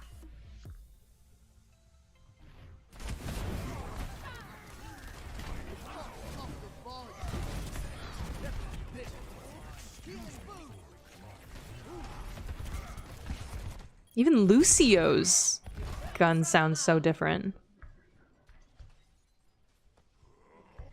I really think that it's going to be interesting to see all of these maps in play. The thing is that Toronto didn't offer nearly as much natural cover as New York did. you're playing pretty well out in the open unless you were taking those flanking angles through the buildings. So it would really, I think that all these maps really kind of favor Brawl. Like it really does favor Brawl, which makes sense that they're kind of redesigning tanks to Brawl a little bit better, have a little more versatility. I think the most exciting change is actually Zarya's bubble change. I think that makes her really, really dynamic. I think there needs to be a little bit more changes made to Winston in order for him to be considered a little more brawly. I don't think... It was tough because you didn't really see his new ability in action. Like, I couldn't discern which one was his new ability. But... yeah, hopefully we'll see more from others, which will be good. D.Va got some changes, clearly, which is good. But we haven't seen any Sigma, Orisa, any Hog changes in terms of the tanks. And I'd like to see some more like support changes as well. I think that if you're going to be changing the tanks, you need to change the supports a little bit too. And we haven't heard anything about any of those changes because it puts a lot more demand on your supports. They briefly talked about Zen having being easier for like Zen and supports to focus on things, so maybe they like buff their healing output. I'm not sure. Ladies and gentlemen, to the Overwatch 2 I wish there was more specifics here. I'm Mitch Leslie, and already what's up, Ryan? How's it going? What is in the works for Overwatch 2 PvP? There's a lot to take in, obviously, with new maps, new game types, and changes, of course, to some of the core mechanics of the game. So we're going to rehash a couple of things, of course, over the next few maps, but we want to drill down on a couple of the things we've already talked about so far. To help me do that now, we'll be joining our Overwatch League superstar, Matthew Super Delissi, of course, is everybody's favorite neighborhood main tank. How you doing, Super? Obviously, big news. He's got to be so excited for the Ryan changes. Yeah, they did, Ryan. 5v5. I mean, the tank changes, that's definitely the one that, you know, kind of stuck out to me. The fact that, you know, only one tank, because I'm a tank player, and, you know, my experience with tank, you know, it goes up, it goes down. Sometimes you get bullied as a tank with two. So I'm curious to see how that's going to progress and change to make it so that it's a lot easier for one tank to be, you know, work properly and not have as many struggles. Yeah, I mean, this is something that I think you watch in any sort of tank. I think there's going to naturally be struggles. There's going to be naturally struggles for a little while. I really hope that they talk about a beta as a result of that at some point. Right? You know, we saw Reinhardt with the double fire strikes. He's got some more of that charge control and the Winston changes. What was your thoughts when you first saw the fact that Winston now has a bit of longer range equipment to bring to the fight? Yeah, I thought that was a little bit interesting. I also like that they grabbed the Zarya from the experimental. I mean, at least in when I played the experimental, I thought that the cooldown needed to be shorter on that. But I like that in general they're trying to give more power if it's going to be just one tank, because I feel like otherwise a lot of tanks like, you know, Zarya and D.Va, they would kind of Endothermic Blaster slows enemies and deals additional damage, but no longer freezes enemy in place. Oh, that's huge. Holding alternate fire charges a single... Okay. Finally, we're seeing this how I want to see it. That's great. Changes, and I think it could actually be pretty good. No more slow effect. Well, oh my gosh. Winston's maze, we haven't really talked about it. It's definitely part of a wider conversation. CC watch. Sort of it's going away. Let's talk about Brig Creed, dude. All of the CC. By some members of our development team as well to maybe add some context and field some more of these questions here. Interesting. We've already heard a little bit about D.Va and sort of the way that she was sort of tweaked. So I want to take this opportunity to bring back in Jeff Goodman, of course, the lead hero designer on Overwatch 2. And Dion Rogers, our associate art director. Guys, thank you so much for joining us here. Of course, now you have a bona fide main tank player at the professional level in the room here. And Super, of course, a chance to share some of your thoughts. But, gentlemen, overall, it definitely feels like the role of the tank changes vastly now in this landscape. Not only is it just one tank, but maybe some of the roles or things you're expected to do in the game may have shifted. It's very interesting, Ethan. Yeah, I think absolutely. I want to just get my hands on it and see how it feels. You know, definitely in the past, it's somewhat true as well that you're definitely leading your team. But I think now you're doing it kind of by yourself, and you can really sort of pace the game out, at least for your team, exactly how you want it to go. Which, you know, so I think some people are sort of internally, we've had people like kind of worried about that pressure a little bit, like, oh man, that's a lot of like, I have a lot of responsibility now. But I think as you start to play it, and you just realize that wow, I actually have a lot more tools to do this than before, though. I mean, I'm a lot stronger. I can actually survive these encounters a lot more, especially with healers both focusing on me now and everything. So it ends up just kind of being empowering and super fun when you get in there, especially obviously with the ability to cancel Reinhardt charge and stuff, so you don't have to overcommit. And you can poke a little bit with Winston, so you don't have to overcommit with him either. So a lot more control. Jeez. Yeah, I mean, yeah, I agree. When's it come out? They haven't had an actual date earlier I mentioned for anything. Brian Main as well. It's all under development still. It took me a while to get used to the changes, but I agree with what Jeff said. There's a lot more choice and tactical decisions you're making as the tank now. That it just feels fun and really good for the team. I love that you sort of mentioned Reinhardt here as well, because I don't know if something that we maybe haven't covered at great depth so far, but because the role of the tank maybe changes, or maybe it becomes more focused now to some degree. You know, Reinhardt, obviously, we've known him to have a sort of a passive ability on live where he's less affected by some of it. Seems like they want their supports to be support as opposed to just healers. That's something that is, you know, is coming to Overwatch, which is good. Really sort of sets some of these roles apart from. Like if they make tanks way more sustainable, then that means that the supports can focus a little bit more on like offensive stuff, which is great. I don't know. It's every role. So tanks, DPS, and support get a passive or a set of passives related to their role. So in this case, you can see tanks have a couple things associated with them. One is they're reduced. They get knockback reduction on them, so you can't knock them around quite so easily, which thematically makes sense too. But I didn't see a difference there between against Lucio and the passive health regen for supports. Yeah, that's huge. Be flying around all the time, not be able to control your character as well. So that's one of the things they get. And the other thing they get that we DPS, more movement speed. Who don't have a barrier is people feel like they generate too much ultimate for the enemy team, especially if you're trying to be aggressive, which is what we're trying to. Passive heal is so nice for supports. That, you know, come in, maybe you cancel charge and try to get hammer swings in there to build your ult, but like more movement speed for DPS. That's nice. The enemy shot you so much that they build more ult than you did. So what we've done is shooting an enemy tank generates less ult for you, so your enemies get less ult for shooting you across the board for all tanks now. Oh, that's the ultimate charge difference. I see. Here a little bit. So you get 40% for shooting a tank versus half of that. And then for DPS players, the role. So it really favors you to leave your tanks alone. Leave the tanks alone. The other ones is cool. You get a movement speed bonus just across the board, which you can see here. You can see it's not like massive. It's not like everyone's gonna be. Tanks got less of a boop distance as well, which is cool. But we have found so far, like, I mean, players probably test this too. Like any kind of movement speed changes to anything is huge. Like this is why Lucio was considered sort of like, you know, mandatory for so long because he was the only one bringing move speed. Granted, he's a lot more move speed, but so you know, we're starting. Oh my gosh! Tuning it back a little bit. Lucio speed plus DPS speed. Go zoom. You go zoom. You can just flank a lot easier and not have to commit as much time to the flank and to get back. But also, like, there are times where, let's say you're like... There's some good changes here, though, by the sounds of it, that they're trying to make it so your tanks are receiving a lot less poke, and have a little bit more sustain to make up for the fact that they don't have an off tank to actually help them, which is really good. Again, I just think it's going to be map dependent on which tanks actually get used when, which as it should be, because it's always been that way. Something that Ana mains especially are going to love to hear, but the support players all get automatic health regen after a certain amount of time and not taking damage. But there's gonna be passive.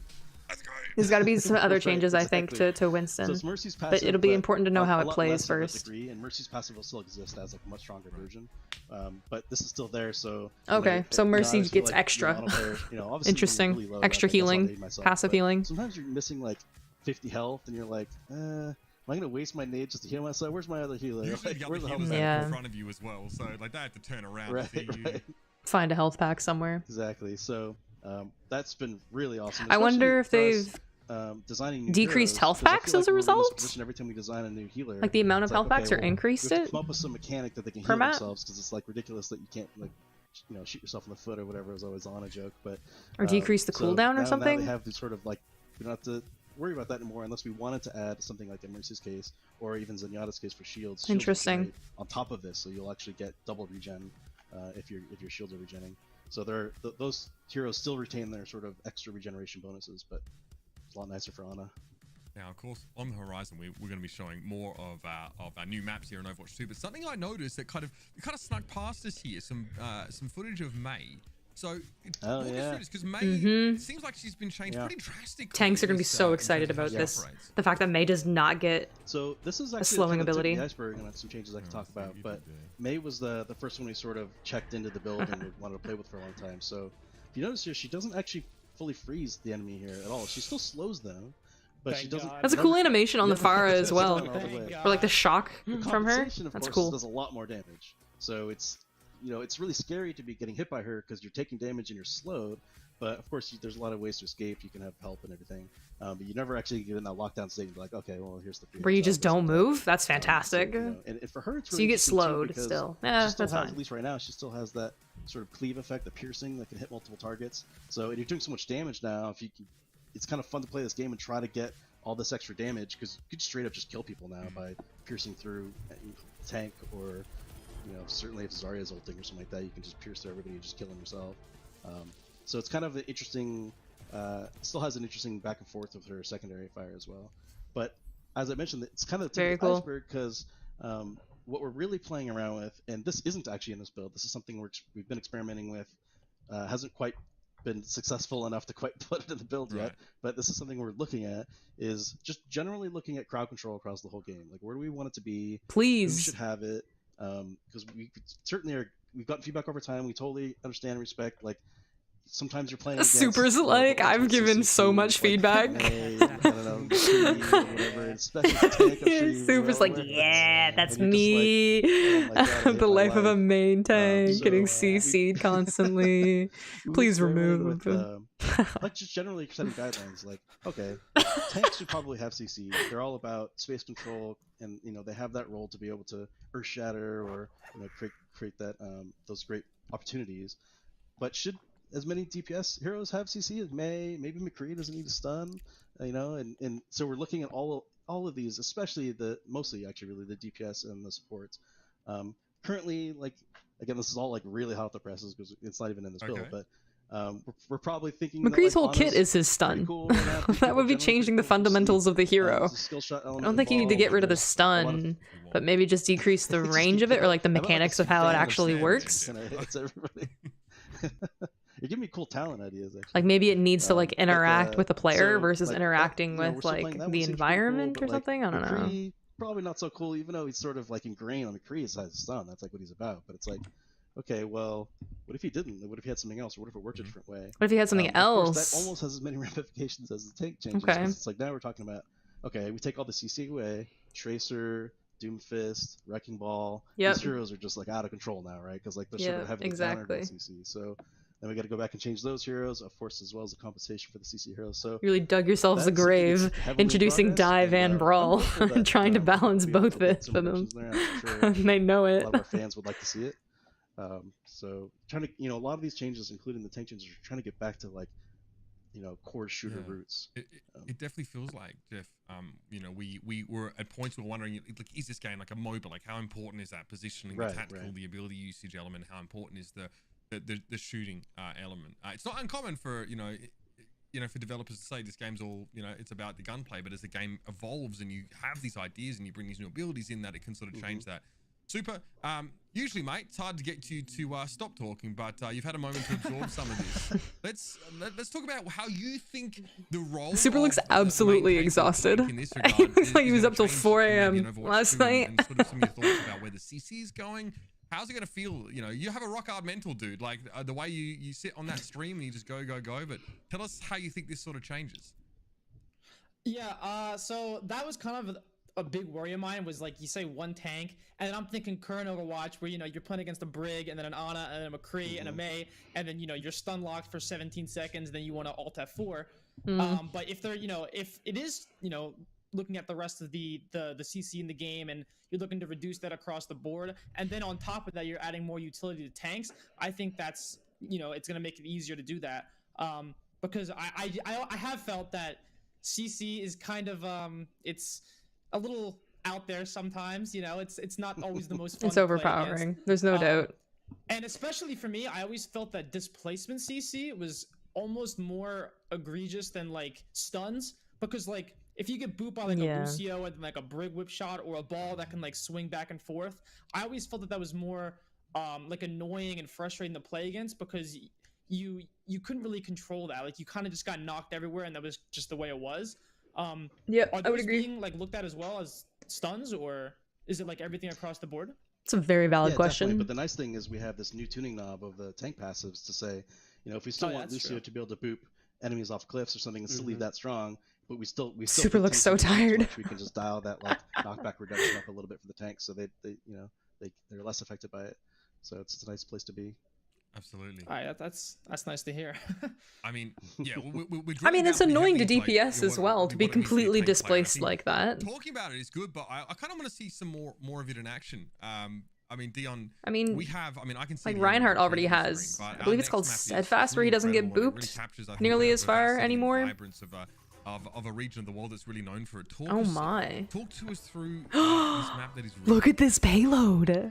Yeah, so Rio, another map we wanted to do for a long time. Oh my god! We have several artists Rio. on the team that spent a part of their life there, so it's pretty fun Cool. to kind of dive in and see this Overwatch version of Rio. The beautifully painted favelas, colorful. I love the vibrant club. You colors. get to I visit where love the Lucio's club vibrance. is.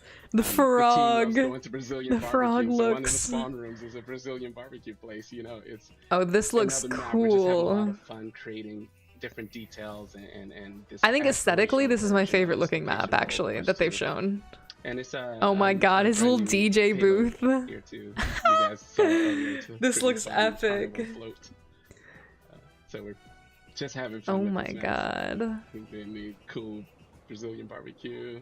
Beautiful. Beautiful Fun, design. sunny, and A colorful. I think it's a plus. map that feels like Overwatch when you play it. You know. I mean, already that sort of signature vibrance that so many of Overwatch's maps have been credited for is there. Can you obviously I don't want you to give away too much of the story, but is there a context here, like where are the attackers starting from? Because I see some beach, I see different landscapes sort of getting fleshed out here as we go through the map. Okay, so the defense actually starts in Lucio's Looks like home. escort. So Yeah. obviously there's a story layer to Overwatch that we want to tell. So Lucio plays a big part of that. So you get a little hint of where we're going with that, but we're not talking. Oh, too heavily awesome. We're about gonna it. see some gameplay on it. Also, This is a Lucio's very Club is pretty it's map. kind of a community place, so it's a place. If it was real, people can come there for free. Amazing. He's a community guy. We wanted to showcase this with this gigantic kind of sci-fi club he has. Yeah, it's connected to the story of Overwatch. We'll just have to wait and see how closely Rio plays into the game. You saw a little bit at Cool. BlizzCon a while ago, but there's definitely more. Yeah, I feel like we didn't get to So see I, any of the I do landscape have a like we question did for before. Jeff. Sorry to cut you off, No, you're Mitch, fine, but man. I do have a question if that's fine. So if I'm pretty sure like way back in the day there was like an interview that I read that was like 5 was too small and 7 was too big for the roster limit, and then 6 was perfect. But like I'm kind of curious like where along like the Overwatch timeline did that philosophy kind of change? Like was it role lock? Was it like people learning how to play the game better? Like you know what I mean? Pretty much all of this. Yeah, I mean, Cool. I mean, we know so much about the game. I mean, as kind of Aaron touched on at the beginning, like before everything, I mean, you could just play 5 Winstons. In fact, we had an internal tournament where that was the strategy. 5 Winstons and a Zenyatta. It was sort of like, oh my god, this seems like maybe a problem, or is this cool? We don't know. So, like, obviously, when you're building really any game, you try to make the best judgments for what you have and what you're playing, but once you have the game in the wild, you get it in everybody else's hands, and I want to see it from Wrecking Ball's opinion POV. on the stuff definitely changes. So I think over time, like it was touched on, we were still keeping an open mind to maybe doing some of these kind of changes, and then It's very subtle. They aren't talking about the that was definitely one animation or major the focus shooting of animation one sounds. They've changed like all of At that them. point, we were just like, We've only heard of a this is few, actually I just believe, much better. Maybe we were wrong from all BlizzCon along, although Online this people year. say, it's kind of a But design even thing. May's People say, changed "You're too. not necessarily wrong at They the sound a time, lot just like you're wrong in crisper, retrospect." I would say. But yeah. So obviously this It's kind of like a is futuristic I don't aspect know to if I it mentioned now that for May. here. So much in the same way as Kings Row. It was a good super jump, Mercy. Payload here, which will eventually roll on out, and we kind of teased. Yeah. So these payloads. This is, I mean, I'm no stranger to peacocking. Look at what I'm wearing. But this is great. Obviously, we tell a story in so Overwatch. much. In Overwatch Oh 1 my with god. these payloads here, so looking forward to seeing how that story gets fleshed out. What I'm So seeing cool. already is real difference in map geometry, right? As we move into the second phase, all of a sudden it's less about chokes and overpasses, and it's just this jumble of all these buildings and so much high There's ground. a lot of I really feel buildings. like the way you play the map changes drastically here. Yeah, that We was, stand some good high ground. You can go ahead. oh, that was just one thing. We're trying more of this phased approach with the visuals and the gameplay as we move through the space. So you saw it was a bit more open. As you get the payload, there's a feeling of changing gameplay and art as well. So this visual progression as well as gameplay is much more clear in some of the newer maps we're working on. There's some good height to this one thing map that right now. Maybe it's just a coincidence, but I feel like a lot of chokes in Overwatch 1, like specifically like I think like Hanamura first or like going through King's Row second. Yep. They're very like tight and like it's like perfect for like a Reinhardt shield to spread across, and it can be like, you know, a real pain to get through those sometimes because you feel like Widow you really sounds have, like, gun sounds one so way to go good. through. But I'm seeing at least in the other two maps that we looked at a lot more flanks Options. and ways to access the point, and I think that's overall better for the design because I feel like when you, especially on Hanamura first, like going through that choke is kind of, you know, it can be real not fun sometimes if you're just not clicking, or if it's just, you know, they have a hard comp that yours can't counter, and I think it's just better overall. Agreed. Yeah, we wanna give Wholeheartedly. players more Chokes were options to early solve on the a first thing that I problem if they hated were the stuck at most about choke. this game.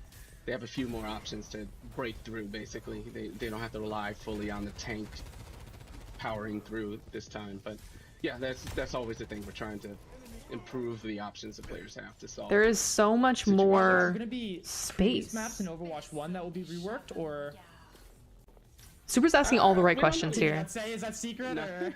Super's asking all the right questions that the community wants to hear. Fair enough. Stylosa was just like, I'm so excited. This looks so different from 2018. Super's like, give me the juice. Bigger, right? It's just a large, you know, there's so much more ground you could cover if you wanted to take a different approach. How do you sort of balance how big the map is, right? Because obviously there's a sense where, like, you know, if you go too far one direction, right, it can seem quite barren. But here, like, It seems like such an open space. There's so many crisscrossing ways of There's a approaching the lot of play. open space here. It reminds me, to an extent, maybe a little more open than like Junkertown 3rd. In Overwatch on live right now. But I don't want to say it's like Junkertown Is there ever a 1st consideration with that how to amount of balance that space. with It's like the somewhere in size between and there. The majesty of it all. Yeah, But it kind of gives me that similar vibe. Detailed than before. Oh gosh, he missed And his. He Again, missed more his grapple. options, there's more passageways and buildings Oh for my players gosh. to move through and build strategies from. But ultimately, the maps are in a fairly similar size to the previous. You're just seeing a lot more detail out of the Overwatch 2 engine. We have a lot of cool upgrades that allow us to do more while keeping a smooth performance. But yeah, it's something we're constantly playing with, the scale of maps and how it feels to move through the space visually as well as. If you could design any new character, what gun would you give the character? Good question, Snoop. Payloads that are moving through underneath. And I feel like there's already like a there are ton of multiple levels here. This is not just there's even more options, I guess, to sort of make like use of weapon the styles already in the game. Yeah, there's like a left high ground, right high ground. I'm not sure. I'd like to see some variations on some different kind of styles, though. Like taking that middle high ground is, you know, maybe like a different type of like beam, it's fantastic, but it's just really like hard to a hold Zarya or because of all Sim these beam, but like works a little bit upper flank differently. routes and under flank I routes think that's what they're and trying to stuff, do with it ends up being like kind of a gambit to try to with take the new hero you don't have that they're tanks looking that at can just sit on it with implementing, barriers all the time. Sojourn. But it's so powerful. You can see where Widow is. Maybe right some there. sort It's of so variation powerful. on like It's kind of Zen's settled like everything. orbs. So is Universal I think it pretty much has to be like a charge nerfed, or is it just variation as a result of the tank changes that it of seems something like people are getting leveled else. slower. It's mostly just the tanks, and we don't have. They're probably. I can't remember exactly all the individual changes, but I think we probably adjusted a few heroes here and there. May have gone up or down on their costs, but it's almost entirely just the tank changes. Ooh. You generate a lot of ult off tanks in our game. Right, I guess there's one less tank to shoot as well, so it makes it a little bit harder. Although looking That's at a good Widow is an question. interesting example, we haven't adjusted the snipers too much yet, but we're keeping a really close eye on them because a lot of what sort of controls snipers is the fact there's all these barriers you can't shoot through. When you're playing as Widow against a comp that is interesting. You know, like back in the day when it was like interesting. like you definitely that looked good though. That looked good. So we have to make sure that they don't get out of control. I feel like on some of these choke points, it's definitely a lot more wider than some other maps. And I mean, but some like, heroes were. I guess maybe that's why they reworked Reaper. Certain Widows could do a lot of damage. Because some heroes were designed to be tank So, busters, yeah, right? Another thing we got to keep an eye on with the change. So, like, fundamentally, I guess Reaper's no longer really much of a tank buster. He's more better on squishies. So you're trying to decrease that benefit of poking at the tanks more? Similar concept? Wow, that looks so aesthetically beautiful. Holy. Holy. Wow. They create space because of the threat of the hook, right? It's not even something that's necessarily, it's implied threat, right? It's not exactly directly displayed. Interesting. So, we're gonna see some hog. We're gonna see some sim. The mix of there sort of being that implied threat plus obviously a very nice threat. You know, has it changed the way you think about how tanks create spaces now? Obviously, all tanks have to be able to do that to some degree, regardless if they have a shield or not. Yeah, absolutely, and obviously. Also impacts new hero design, working new heroes, how they're going to interact with creating space and defending their team. Certainly looking at, you know, Orisa's not being played here for a reason because we're looking at her really heavily. Oh, really? Okay, so that they're specifically not playing Orisa. Static slow defense are the ones we're kind of trying to hit the hardest first. And then, you know, just that alone already makes Roadhog shine a little bit because he's not being compared to the huge barrier Reinhardt, but certainly, oh, his cannon also sounds so different too. Wow, that's really cool. So, like, there's a lot of changes we can make now in this world that would have been really scary to make before, especially in regards to cooldowns. So like Roadhog used to have a much faster hook way back in the day. Maybe we could bring that back. Especially in a world where all the tanks are pretty aggressive, so it doesn't feel like it's super crazy.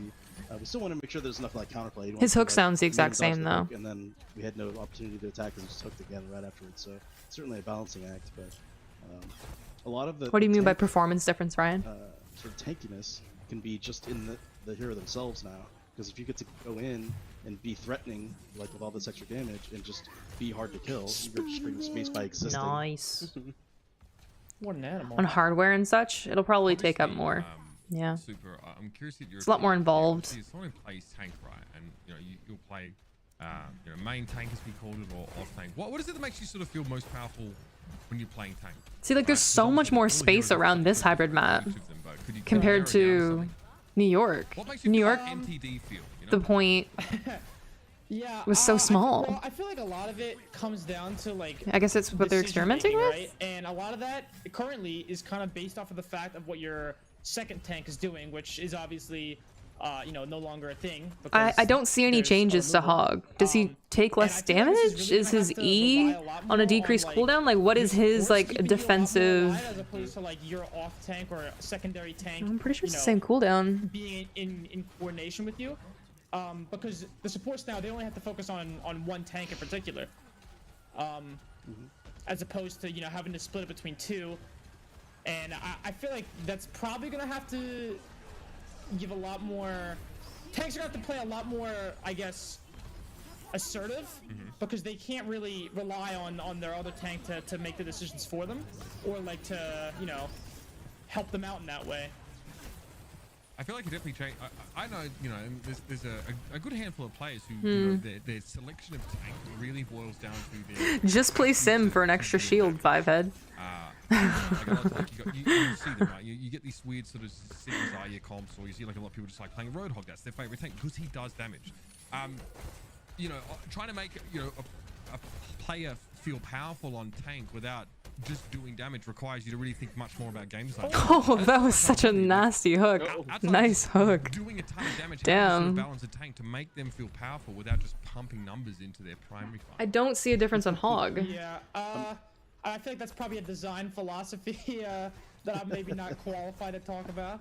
But that's actually convenient because I wasn't actually asking you, but you can weigh in on it first. Okay, yeah, I'll just stop speaking. That's good. No, that's good. I'll stop speaking. I'm curious what your opinion is, but yeah, I mean, a lot of it's like we're talking about with just options, and like Super mentioned, like we just want to make sure that, I mean, that's kind of the point of the Zarya change, is just giving her more flexibility and more options. Does Hogs? So, I mean, It happens to Did be. I see that right? Did Hoghs ult burn that shield way quicker? You have to rein that in a little bit. She was already running out on that last little bit there with like 80% and then 100%. So you can see it's pretty aggressive. But, He did AOE healing? Yeah, it's definitely just. It might have. I haven't taken note of anyone else's health when he's used his E ability. And I think that's where a lot of. I'll try and focus on that and see if that's actually what they did. Exists where it's if you really want to just click heads, there are probably better options out there. I don't think we're likely to make any kind of like sniper tank out there or anything like that because there's a lot of other opportunities for that. We'd like to try to keep the tanks like I was mentioning with the crowd control changes. No, I think it was an AOE healing. I think you're right. Being the ones who are primarily able to do crowd control, and that's also with only being one tank now. It means still there's gonna be a lot less crowd control in the game in general, but still allow them to sort of flex that particular element. Right, so you talk about. Jeez, Farah's sounds so cool. Her gun sounds so cool.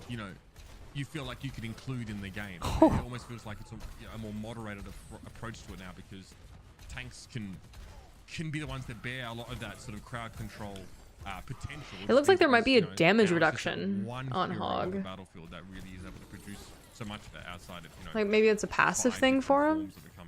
So it doesn't look like there's an AOE heal.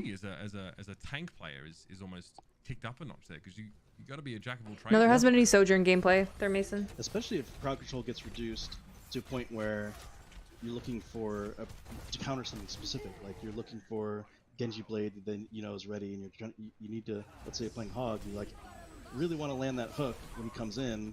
Oh, that's actually such a 5-head move for them to go in and do. Holy, that was so good. That was a really bad charge, dude. Like Reaper or something like that wants to get his ult off, but you want to make sure you're not. Oh, we're actually seeing some of these like flanks. Nice. Who's can stop you? You're looking for their tank and looking for. Jeez, there's some really cool mechanics to these maps. Zarya trying to ult and you're watching T-Bar really not on the mechanics, but like. And that's what you're most oh, what a hook! Like but like pathways that you can take. Yeah, I feel like that does so much more like damage. Even with less knockback. Ryan obviously being as close as he was to the whole Hog just sort of gets knocked away. I sort of remember it was almost like a tooltip text loading into game, sort of playing Overwatch that sort of said like, listen out for footsteps. Like the heavier footsteps mean your opponent is potentially more dangerous to you. What's up, Bach? How's it going? Which map is this one? This is Rio. It's probably my favorite map that they've shown so far. Right? If I'm listening here as we're sort of talking, like that scrap gun sounds extremely meaty. I love the weapon sounds. Yeah. They sound so good, the weapon sounds. And they, especially like Widow. Soldier. Oh, Widow, yeah, Widow's so great. Widow is the sort of insane. Like the echoing sound when you shoot in an open space. Oh my god, it's fantastic. You really feel like you're actually wielding a very high caliber weapon, right? That actually has weight. The only reason why I suspect maybe it's a damage reduction for Hog is because when Farah was shooting at him, it looked like it wasn't doing a lot of damage, but maybe like Mercy got a healing buff. I don't know. I don't know. It feels like the environment. We were inside, club, in Lucio's club beforehand, and that echo is really much more apparent, right? That environment playing a big role in how things sound. An Ash here. Oh, dude. Widowmaker's shot. It's just not gonna do much here. Dangerous hearing the sound. So it helps you hide. Basically. I love the payload. It looks so good, right? Right. Yeah. Wow. That was hybrid. Hide in terror. That's a big part of it as well. Like it's not just when you fire, but getting hit by these weapons and these abilities seems like it. Yeah, it has more of an impact. It's not like we're giving you an earthquake in your seat, but I feel like I'm almost sort of shifting in my seat as people are getting hit by stuff here as Doomfist lands punches. So much more visceral experience, right? Oh yeah, I mean it adds so much. I mean, there's so much done to. I mean, I'm certainly not an audio guy, but I've talked to them a lot on what they've been working on. But they've been given the ability to create more accurate sounds in certain spaces. So like an indoor tighter area or an indoor wider area can have different sounds and get that sort of sound of things bouncing off the walls, and it's so epic. And not only does it make the game feel a lot better as far as like your weapons and getting shot at, but like it actually makes the environment feel a lot better because you feel more connected, like you're actually in that space, just the way all the sounds are playing when you're in that space. The immersion of the environment too, that's just the sounds of the environment is it's beautiful now. If we could just walk through without all the bullets. Yeah, I mean, it's only exactly right. Not so tranquil, I guess, when you're fighting for your life with 9 other people. Superman, I mean, naturally, you know, these are changes that, you know, some of them you thought about before. Obviously, having played so much tank, and maybe you wish for some of these. And you know, I'd love to get some of your final thoughts here on sort of how tank is going to feel and heading into Overwatch 2, as I'm sure you'll be strapped in and playing. I don't know. I mean, I feel like I have to get a chance to play it first, but based on what I've seen, it looks like you know, tank's gonna have a lot more pressure, I feel like, or a lot more of a role to play, because you know, you don't really have that second tank to help you out and you know, kind of help. I think off tank players are really gonna struggle. You know, if you get hooked, you get a bubble or matrix, or because they're not playing around a main tank like they are technically the main tank. Looks like tanks are going to play a lot smarter. Yeah. But you do get the plus side of having both supports only focus on you as opposed to having two. So I think it'll be interesting. Well, we're interested to hear some of your thoughts, of course, as the live stream goes, and as we get further and further down the development roadmap, as well as some of these changes get fleshed out even more. Super. Thank you very much for joining us, mate. Obviously, I'll be seeing you soon once the SHut get back on the battlefield. But good to have you here, and yeah, we'll see you soon, man. Cool. Chat, what are your guys' thoughts so far on everything we've seen? Thanks. The maps, the changes, that, of course, was Matthew all the stuff. Obviously, tank player from the San Francisco. What are your thoughts? Giving us some really good insight. Yay, nay. On how it feels for him to see these tank changes. I want to now take the opportunity to welcome to our stream, obviously, prolific streamer Cupcake. Obviously, we see you play a multitude of FPS titles, including Overwatch. Great to have you with us, Cupcake. A lot of news today. Thanks. We're continuing to tease more out of these devs slowly. I'd love to get some of your thoughts on what we have so far. Oh man, I really like seeing all the new like hero looks and like the map visuals and the UI updates have been really cool, especially as like a support player. I'm seeing a lot of little like I'm with UI her. updates I for, like pretty support things. heroes, and I'm really excited about them. So yeah.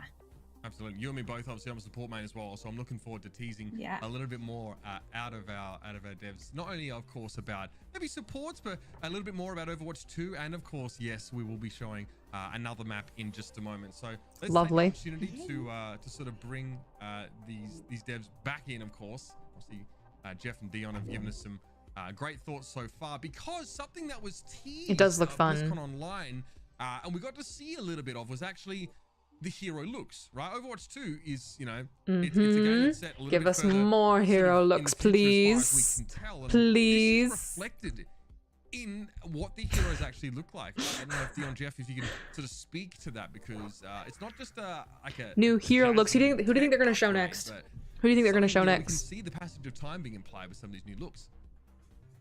I was looking for that in the gameplay, and I didn't see part any. Of it is the passage of time. You can see Reinhardt is a little older. I think there's a sneak I didn't peek at see a any few newer ones. Like it didn't look like that, Baptiste was any different. There's a bit of age difference on them as well. A bunch of guys are part of Overwatch now, so they have access to cooler tech in their outfits. It's just, we're having fun, kind of like in a way to show these guys have upgraded their equipment. They're ready to do battle in this new world. Farah here with their new Overwatch gear. So that she has the armor that fits the Overwatch team. Yep. Yeah, and just Reaper is pretty amazing as well.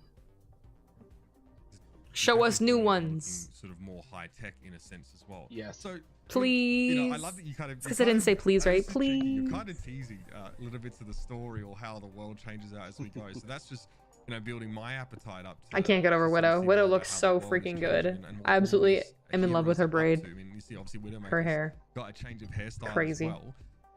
Tell us about what the development process on these changes is like, because I think it was sort of mentioned that there's sort of new tech available to developers to sort of bring these characters to life, but I'd love to know how you go about refreshing or revamping or update some of these hero looks. Yeah, we have a lot of cool, really cool engine upgrades that you could see in some of those shots. A lot of better detail. The character's skin feel more natural. Their hair has a really awesome shader, and you know, it's still stylized, but it just feels much more real, almost like you could touch it. This is in the environments as well. There's tons of nice detail. We've upgraded the lighting engine, so shadows are better. All these things are just to make the world feel much more immersive, more dynamic, and more animated things in the world. The characters have the cool tech gear and details that we weren't able to do before until show us the goods. Turn some knobs in the engine and so show us the goods. We wanna see the goods. Show us more heroes, please, you know, good sir. Everything to the Overwatch 2 level. I'm curious about like the new upgrades to the skins and like just the heroes themselves. And you guys have all the skins from all the different heroes from Overwatch, and like how challenging it is to bring them in. True. And, like update their looks as well. Like, is that an easy process, or is it like tedious to make them all I imagine it's so just as tedious. good? That's a great question. So a lot of the tech, for example, the skin shader will apply to all the older skins as well. So our engine team is working hard to kind of create a workflow that's easier for the artists, but it's still there's a level of work there. But everything you see on these new 2.0 Jeff Goodman looks so updated relaxed. hair shaders, updated skin. This is Jeff detail Goodman maps, right now, these chat. will all carry over to the older heroes or the older skins. So a lot of stuff looks even better than it did I've been working before. on this shit for the past 3 years. I've There's been a bit of hearing work this for there the to last 6 apply some months. of the This is new- nothing new to me. techniques to But, those guys, but go off, it's a King. beautiful upgrade. Enjoy to the content. Practically every single skin in the I'm game. here so I won't get So fined. it'll be fun for players to see. Is it going to be possible to like add more customization like with this new technology? Nah, Jeff's like, cool. Jeff's cool. Unlocking different like color schemes or something like that, or like special weapon variations. He looks like even for, such a like, gamer, certain you know? He's like achievements or such a something like gamer. that, so we You have love to more see ways that. to customize the way our heroes look.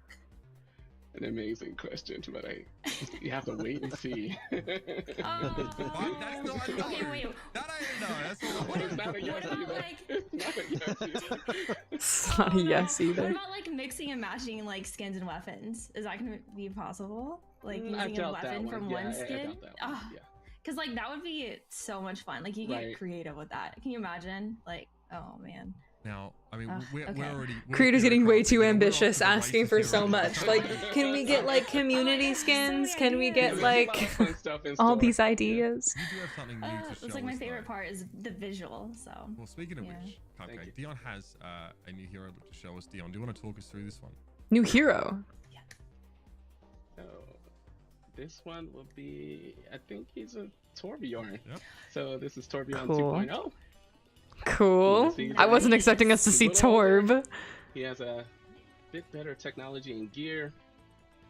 And yeah, For a he's, split second, I thought they meant like a the brand Torbjorn new we all hero, know and not like a love. new He's hero just design. But this makes sense. It's what we're talking about is hero designs. advanced. He has a cool, Very cool. you can see the hair shader really well on his beard. His beard looks really Like good. imagine that, but with like his summer skin like weapon. Right. She's really pushing for a lot of That's the customization. kind of stuff I want to see at some point. Like.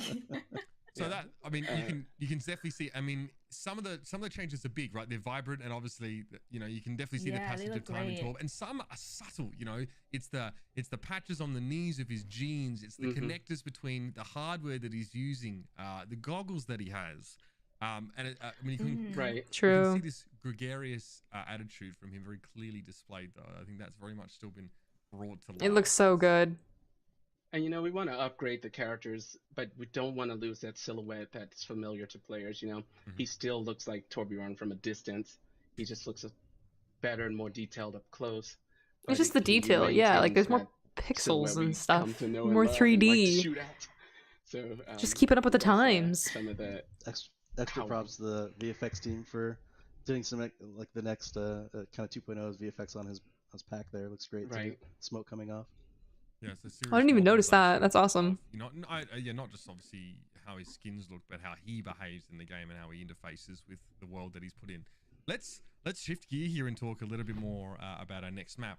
Rome was teased at BlizzCon Online, right? We've got these beautiful panoramas. this Colosseum Rome. looking things, Oh, like I'm sort of so the excited for this future one. of Rome, but, I loved visiting Rome. That's obviously coming up next, and it is a push map. So I want to talk It's a push little map. bit more about how a push map is actually developed, right? The newest game type to the game gives some really unique situations to play through.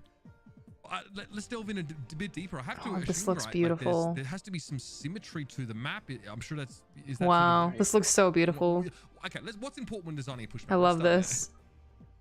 So symmetry is obviously the #1 important part. It makes it very competitive because both sides have a similar What do you mean Overwatch layout. clans? But it also makes it tough to create a second one. So you had Toronto that we saw earlier, where it was more of an S-curve layout to the battle.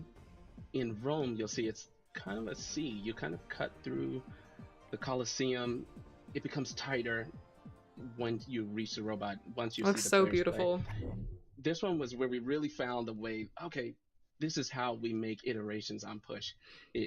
At first, the S curve was an easy one to go to. You know, it's make the map snake through buildings and things. But how do we switch it up for a different space? And we knew we wanted to make Without Rome. We knew we wanted to go to the without Colosseum, impacting so the balance that's of kind the map part of the design. initial design for this Without getting a version of the Paris. map. But it's a very fun mode, especially on in Rome. I think the thematic of the scene plus pushing the robot kind of enhances how fun this game type is. Does the robot look different compared to what it looked like on sci-fi movies that you might watch Toronto? in a location that is obviously known to us, and sort of thinking about how you know the passage of time might change it. I want to know, you know, you mentioned, the first thing you mentioned, Dion, I feel like, was that like it's very competitive as a result of that symmetry. And you guys as the developer team on Overwatch have had a good chance to see how so many of these maps play out at the highest competitive level. So I'm curious to know, like, how much is Overwatch League a factor when you're sort of considering a game type or a map design like this? You know, how often do you think, oh, like how the players could break this, or you know, they're gonna sort of, you know, go for the 1% plays on this kind of map? Does that factor into the dev process all that much? I think, yeah, for sure. Yeah. Yeah. Yeah, I mean, they certainly, I feel like it's hard to imagine a player base sort of breaking a map apart probably as much as the Overwatch teams, Overwatch League teams do. And they will find that stuff fast and abuse even the smallest things. Yeah, they showed the curling club, but we didn't actually ever see the curling club. The specific layout, we're looking at all that stuff quite a bit, but especially when we're developing a new mode, it's very much taken into account how competitive it's going to be, and as was brought up earlier, you know, based on the rule set, we want to make sure if we can avoid it, we want to avoid any kind of tie situation.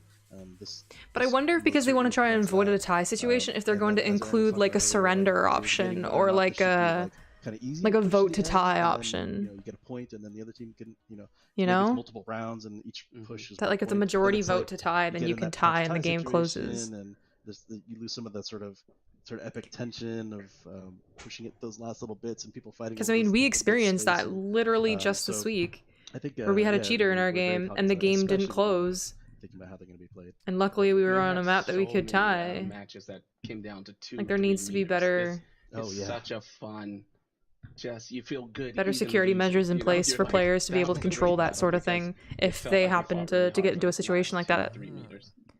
This map is genetically engineered for play-by-play casters. I like that. More opportunities for us to. I get that it probably has some implications though. We're gonna jump in and check this one out. To like boosting and you do as well here, but stuff. First but impression is wow. This is an incredible vista. It's beautiful. Wow. Thank you.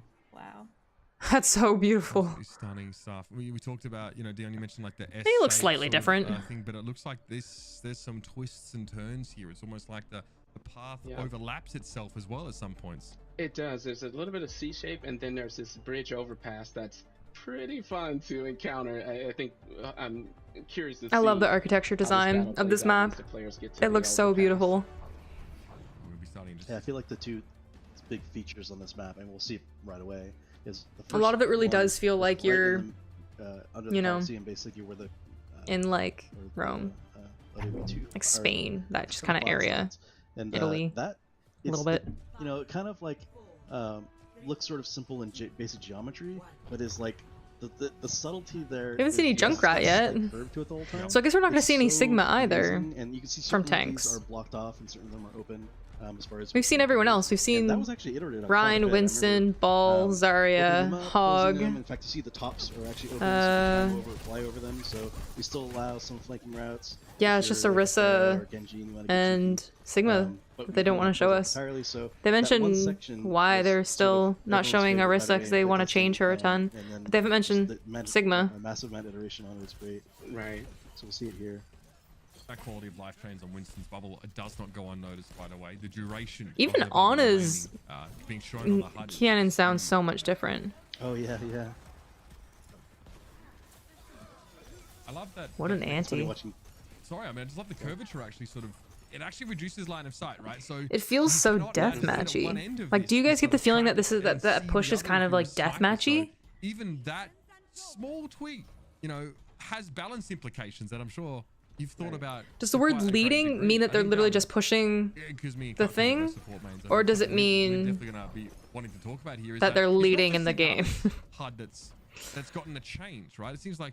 I feel like that's misleading. It looks a little bit different when it comes to the HUD and some of those abilities of the teammates. Yeah, which like this, even the Zen placement of the orbs, it's so much better. Like more in the middle rather than having it on this side.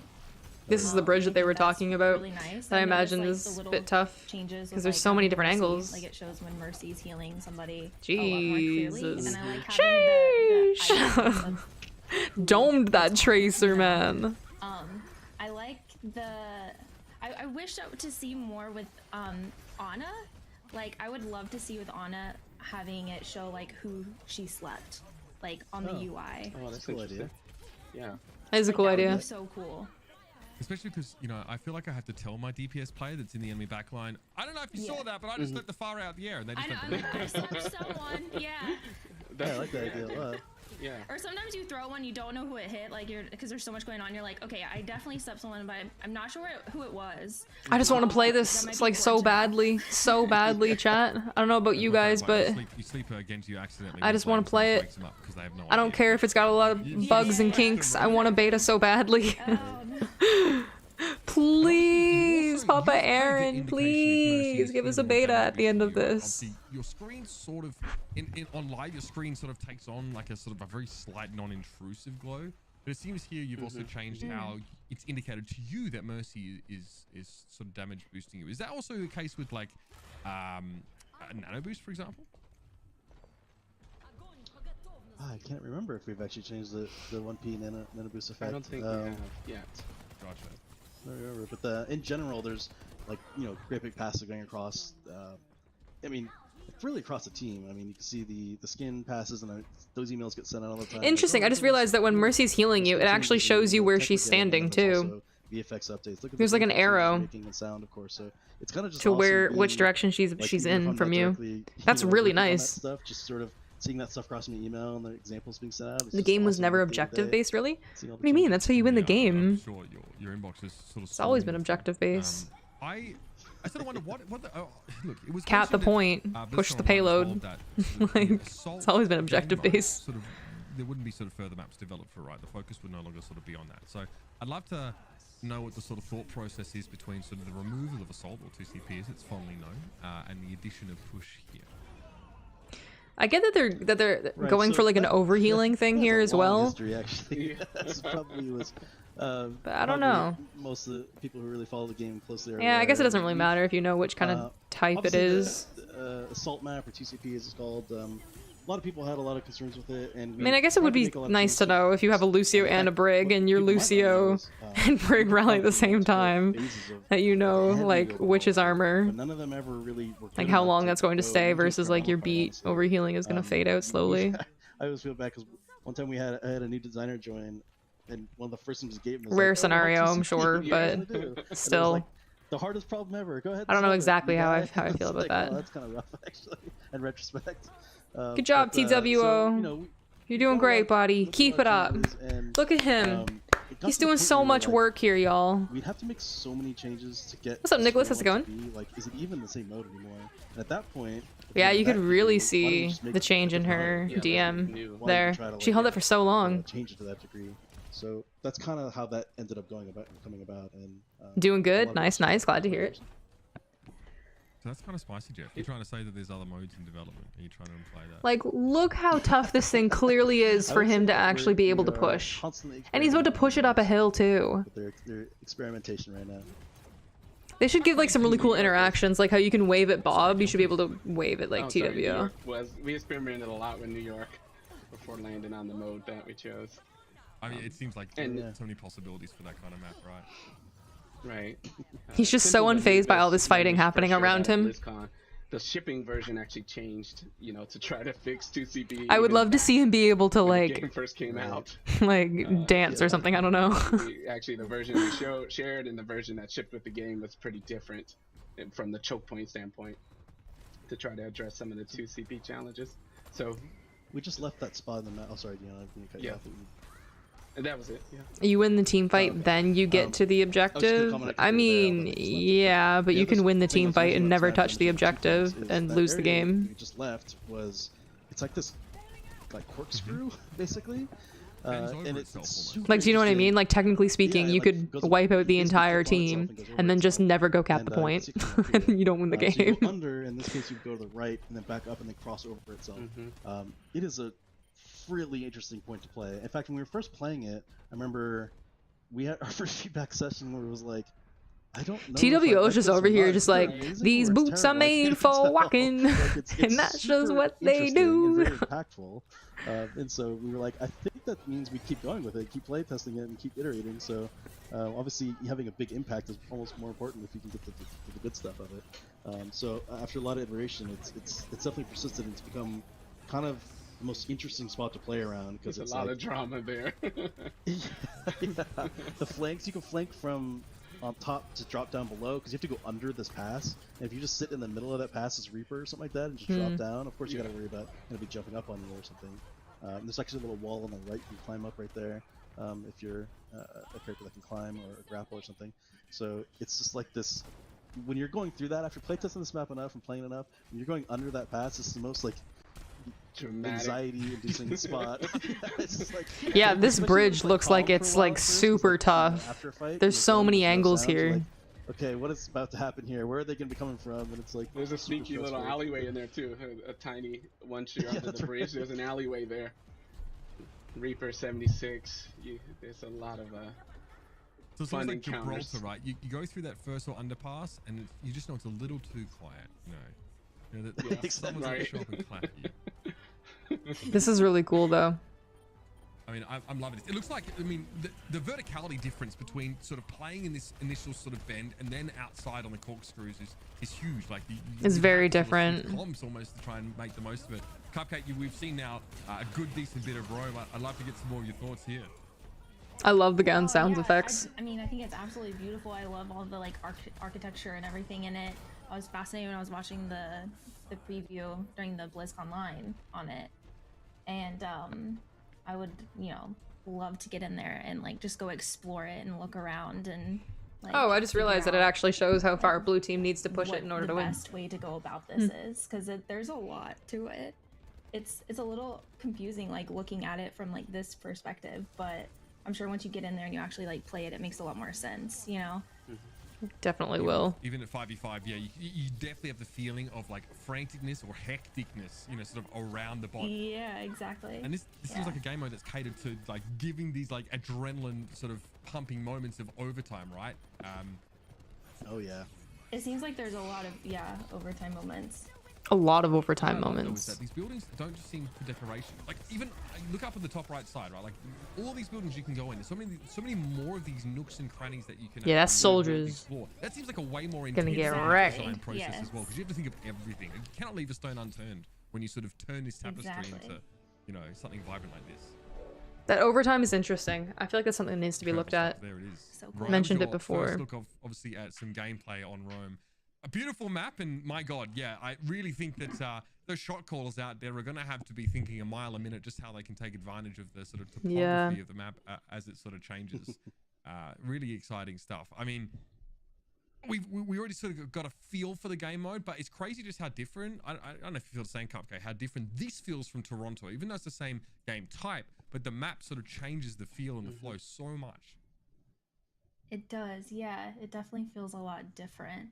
I don't play at like a high end like skill level, so I'm curious how it's gonna work on somebody on like my level. Like I'm like the average Overwatch player, you know. I'm not like top 500. I'm not type I'm. Like I'm plat, you know. A lot of my Overwatch Girl, experience preach was it. support. Like I solo queue support.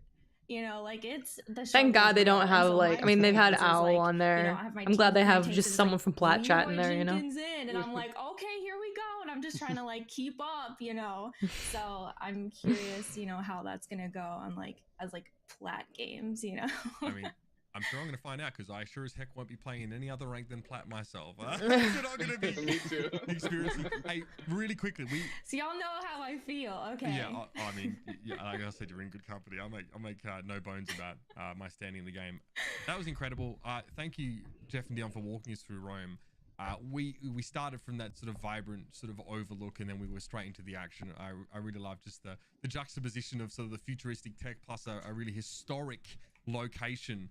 And that's a lot of fun. I mean, speaking of incredible locations, we actually still have one more map to show. Let's go. Everybody. Another map. Stick around. There's still more to come. A new map. King of the Hills. Look that you haven't heard anything about. A Coming new up on the map. other side of this break, so stick around Brand for new more map of this chat. Overwatch 2 New PvP content. cover. Pogu. Can we get a Pogu in the chat? Very, very interesting. I would like to see more from the support gameplay, because again, those are the roles that are going to be the most impacted by all of these changes, and we really haven't seen that too much. So I want to see more perspectives from the supports and more details about the supports. DPS is DPS. It just means that you are more rewarded for going for the supports than you are for the tanks. But you have to poke at the tanks a little bit too. So it'll be interesting. It'll be interesting. What map do you think we haven't seen yet that they're going to show us? King of the Hill is the worst offender. You can push the objective all 3 minutes, but when an enemy stalls, good, it's all wasted. You might have been AFK at that point, just jump on it for overtime. 2 CP is the worst. They're back. Do you think King of the Hill is the worst? No. 2 CP is definitely the worst. Ooh, got him.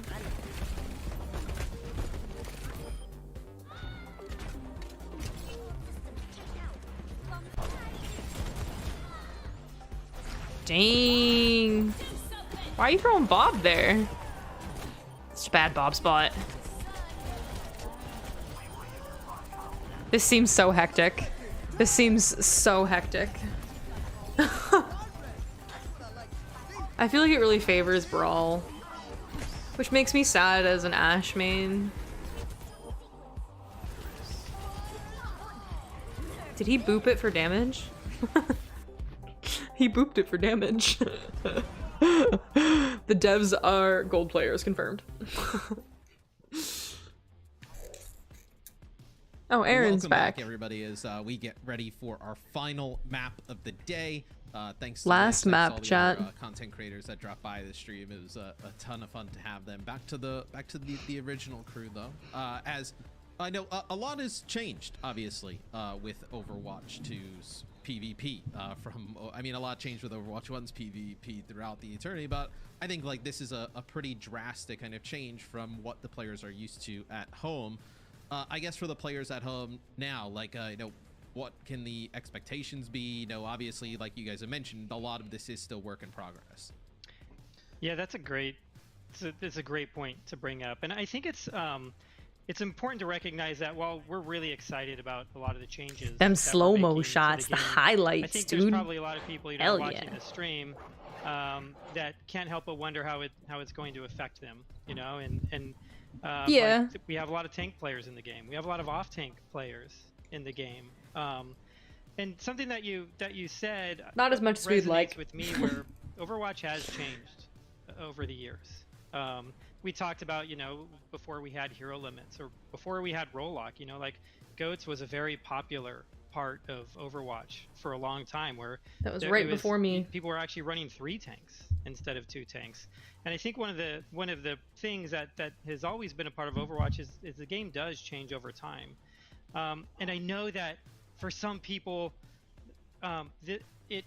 it's probably jarring to look at a change like this, you know, or maybe it's a little bit shocking because I don't think that's not my reaction to it. It's not jarring. A big change like this happens and you I'm start excited. settling into like a pattern of uncertainty or fear, you really translate it within your current context.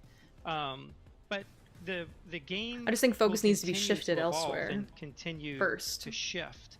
The shift from the shift into Rollock, it changed some of the meta of the game. Yeah. And now people look at the role of or all of the roles a little different than they did previously, and I think that is a natural result of something like this. And so it might be easy to say like, well, I'm an off-tank player. How is this going to affect me as an off-tank player? And I get that there's strategy there and there's synergies between some of these tanks, but if you're an off-tank player, if you're a D.Va player or a Zarya player, you can still be a D.Va or a Zarya player. And what we're hoping is when you get in the game, because a lot of this is about how it feels to play those heroes, when you get in and actually feel what it's like to play as Zarya or D.Va, you'll come away really enjoying the experience. Yeah, I think one thing you mentioned, which is a really good shout, is that people are gonna miss the synergy you though. Kind of view this in the context of like how you have it now, right? Where you're like, well, wait, like if I just had 5v5 today, like how would I do like Zarya? It's gonna make it really interesting, I think, for pro play. But they really haven't talked much about how this is gonna impact pro play. Especially you, Jeff. Like, I still think that you're gonna see, like, you're just gonna start to see involved with specialists on teams, Yeah, right? like, As I opposed think to you're having right. like off tank Really, players once you get a who feel actually of it, play. Like that's you're gonna when have it really specialists. You're gonna sets see them in. rotating in and Yeah, out. Like it is a Super big for Ryan, overhaul. you're gonna We see get him that it's rotating that out. it's a Like big Choi overhaul, for, but at the same time, you know, it still feels whomever. like Overwatch when you're playing Overwatch. Like the heroes all still feel amazing and incredible. I think it You just have requires these more of the great supports. plays. It There is requires still more of a the tanks, and ton of it requires more strategy of the for your supports team and everybody on it to like to use. shot And call, so fight plan. I a understand bit that more. it's a big change, but this is still the same game that we've been playing all along. Yeah, it keeps all those core aspects that everybody loves about Overwatch, but just kind of like changes a little bit of the core and pushing it forward. It is going to feel weird for the some final time. map we have today, Dion, and that when we were going over like what are we going to show today and like some of the maps, I was like, this map needs to be last because it just like absolutely stunning. Monte Carlo, talk to me a little bit about it. Monte Carlo. So Monte Carlo, another map where it's this beautiful, opulent, the wealthy in the Overwatch universe go here to play, you know? Oh my god. Flying yachts, casinos, luxury hotels, AI F1 races. We're another map. We're having a lot of fun just Looks like an escort. applying this Overwatch aesthetic to the world and this universe in Monte Carlo or Monaco. So, and this also has a nice story connection to the overall. It's story of very Overwatch high too, classy, so very look out for that. fancy. Oh, look at all the gold, the rich. Oh my goodness. It's just gorgeous. I do not belong and here. The one thing that strikes me about this map, and I think you guys can obviously speak to it the best, is that Ooh. each point and area of the map plays so drastically different. You know, Swap until I keep Zarya seeing or it in play, report, but, lol. Is that something that you guys are looking at with map design, of just like how you guys can change like verticality, levels of terrain, really, you know, empower certain heroes or certain roles to really kind of take advantage of that? We're definitely doing that. And I think a lot of the Overwatch 2 maps have features in them that we haven't built before. Everyone just got to look at Rome, and we have that sort of like switchback section in it, or like the loop section, and that was something we tried 3 or 4 times over the entire course of Overwatch development, and we're just never able to get it to work right. And on Rome, we feel like we finally cracked the code on something like that. In Monte Carlo, there is this really cool uphill section in the map. And it's steeper and longer than anything we've done before, and so there's a lot of like difference in elevation there, and I feel like it kind of just speaks to some of the changes that we're willing to make with this game in order to introduce new gameplay and to have it feel fresh and vibrant for players. Yeah, I definitely think we can start off that final map. We can keep this discussion going because that was one of the first things that I noticed. So cool. I was like, oh, like payload, huh? Yeah. I was like, oh, this feels like, you know, very like, you know, classic Overwatch. Like here's the choke, and then all of a sudden we're going up. And I was like, I can't remember a map. You know, maybe even I think people when they see it probably would compare to like I know Eichenwald when you're kind of going around the castle, but it's even steeper than that. Like really, you know, the elevation. I remember, you know, you're looking at it and you're like, oh man, how are they getting up there? Like Widow grapple can go anywhere. Dynamic, yeah, definitely. And Eichenwald's a great example of it, but of rising. More cars. But this one doesn't have a large structure in the middle. More cars so like Oasis. Going up this really big elevation, and it's all open. And so there's a lot more interplay between the two teams as they're trying to push up the hill. Do you think those are people's names on the team? Rooms, like dev team? And everything. It's just so cool. Maybe. Maybe. Yeah, you just kind of see both of these teams. Oasis does have rich people buildings. You're right. Yeah. A lot of detail. I love leaning into the F1 when you have like the kind of car going around the track. Even the checkpoints is being, you know, kind of like your kind of checkpoint how they would be in like a race. Yeah, you see this. So this first point is really interesting. I think for a lot of people is where we'll see Zarya on defense. It's like a solo tank. Like you can play so many different ways, right?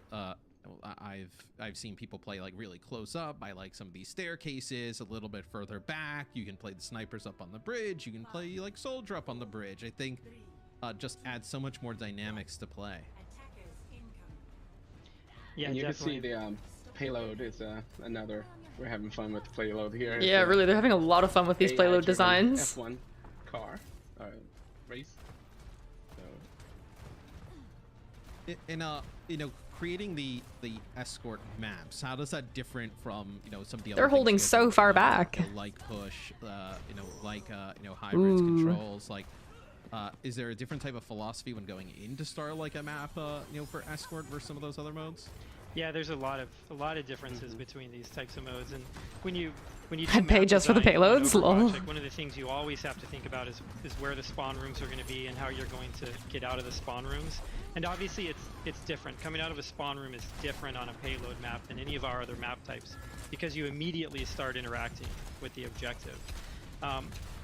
One of the toughest things about I'm so excited to see competitive play on these new maps, chat. I don't know about you guys, but I'm so excited to see it. Like a certain minimum width, just to be able to get the payload to fit through it. And usually you want to have enough space on the side. Like I cannot wait to see Owl players on these maps. We do have a few tight. It's gonna be so cool. Maps, but they're very short. Like I would love to see like a tournament just around these new maps, just only new maps, you know? For a short period of time, and so.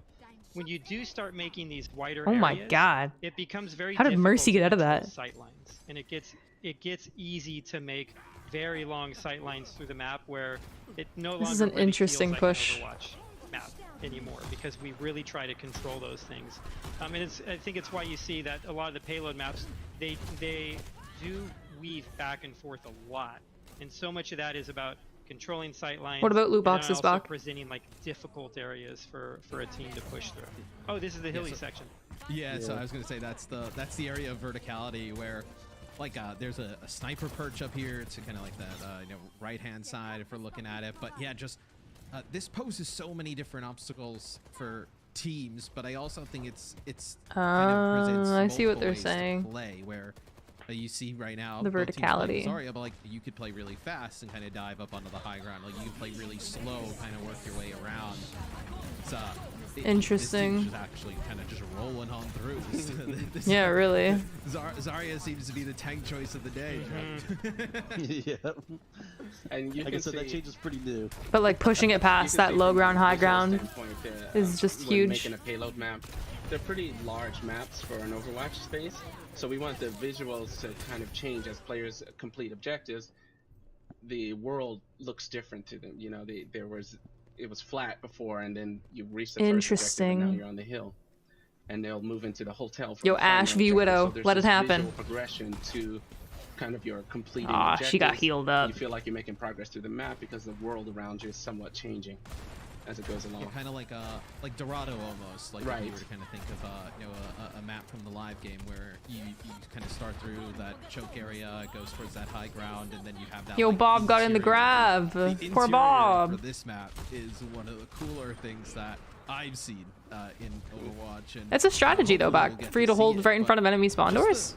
Yeah, that's a common strat on some maps. How did that come about? With First one I think of is Havana, and people do that on. A better view of it, but it's really kind of like this multi-tiered vertical kind of like casino. It's so interesting. Yeah, it's a super cool space and really fun to fight through. I think you know, over time, Overwatch map design has changed a little bit, just the way that the game That's super tough for attackers to push through. The presence or the importance of high ground really can't be understated in this game, and so we're trying to give more of that to teams, and trying to create kind of like. This is a scenario where Dive would probably do pretty well, and who's actually. going to control that high ground.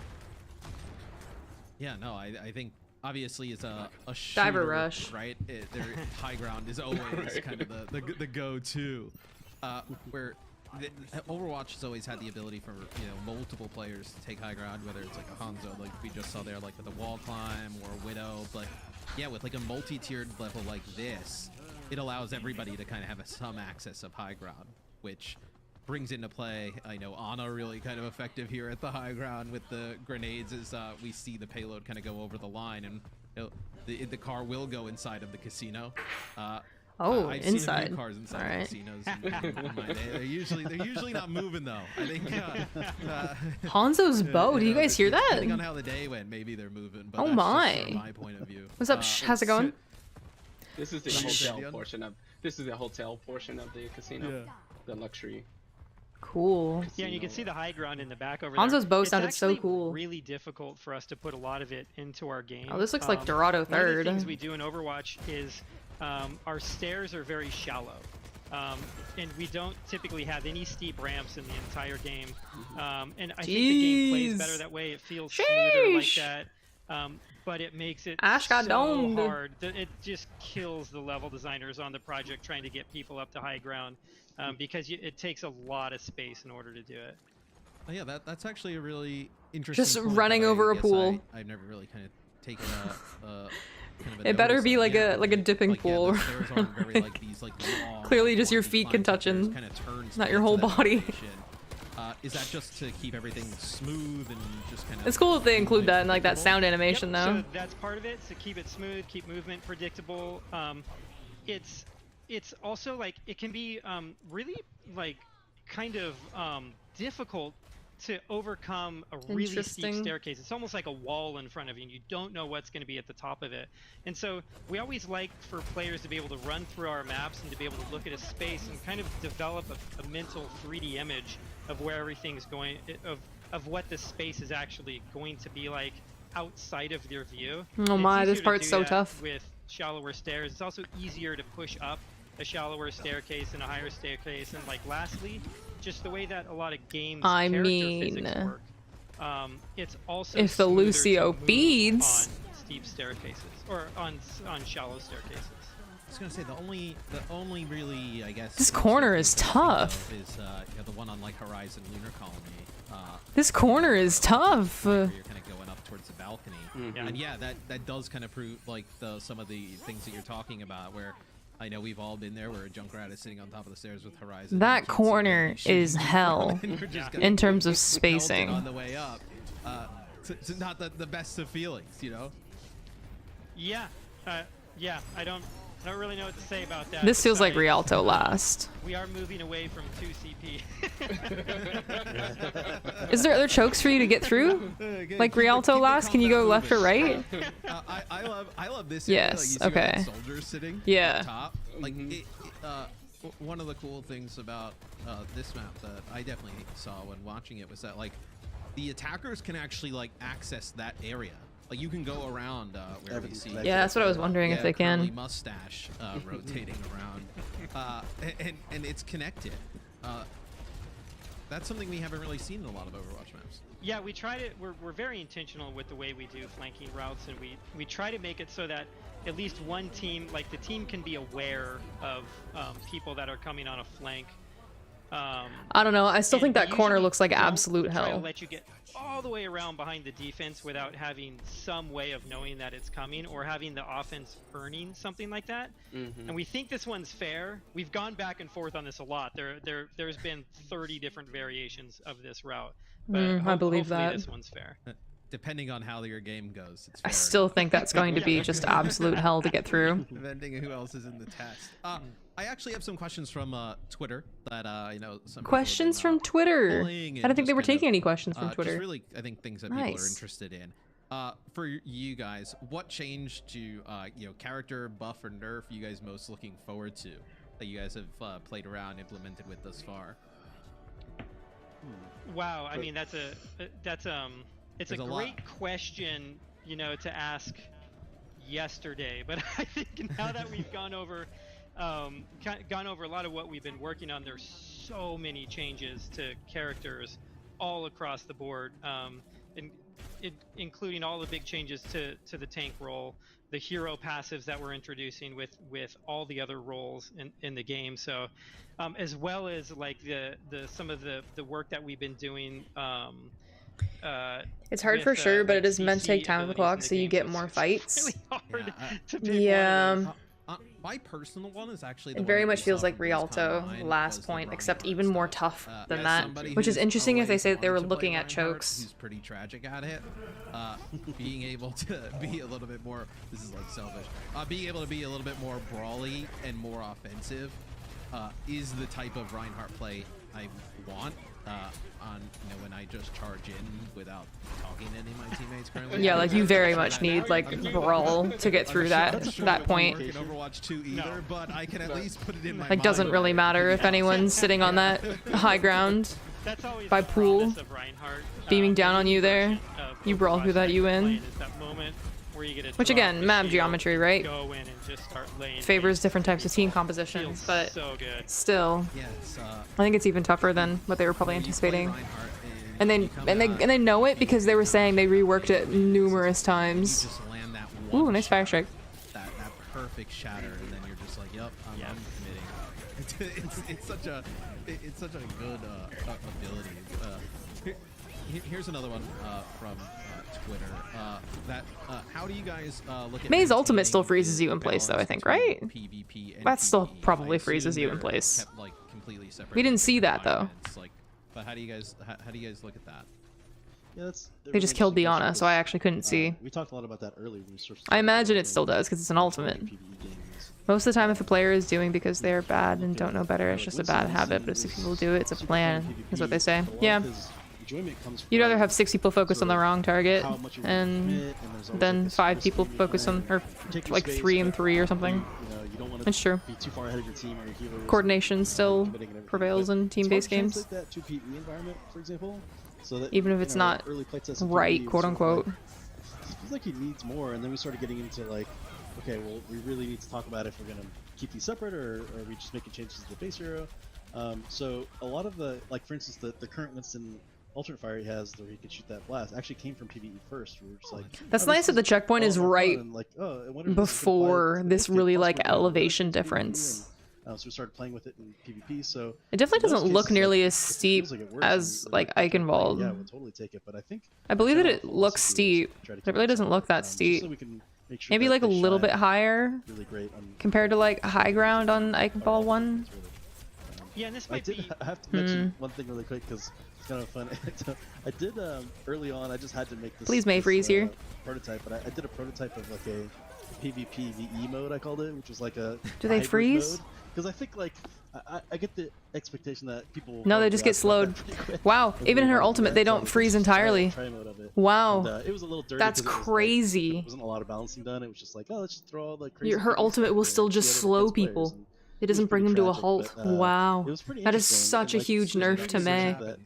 Yeah, exactly. There's maybe a version that we could do at some point in the future, but we don't have like direct plans for that right now because it was.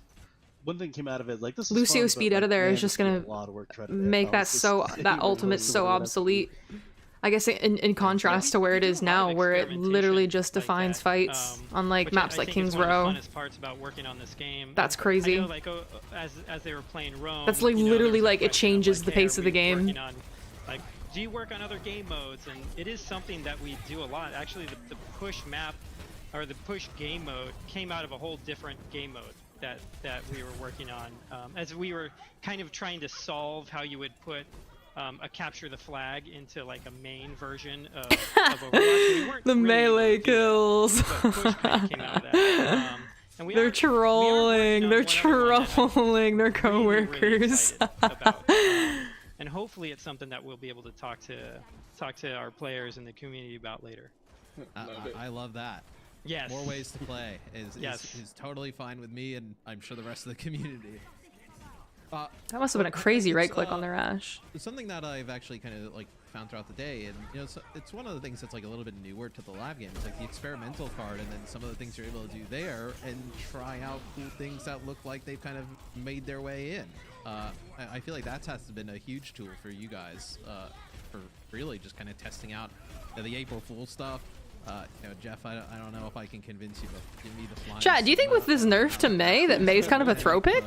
Like, give me flying Sigma so I can just battle Pharos and ignore. Like, I would have said no if her ultimate was still really good. If just like balanced her, like if her ultimate wasn't changed, but like with her ultimate. Yeah, it's been so powerful. I mean, I don't know. I feel like it's sort of a developer dream in a sense to be like, 'cause you're Yo, double coom. Like, I don't know, maybe the ketchup and mustard. Cool. Just like show this to people and get their impressions. Yeah. But, like, you can't really do that. In fact, we've talked. Holding about forward past, is one thing, but standing in place with no cover where you can be worse. shot from safety if enemies spawn is the other story. What if we showed, Yeah.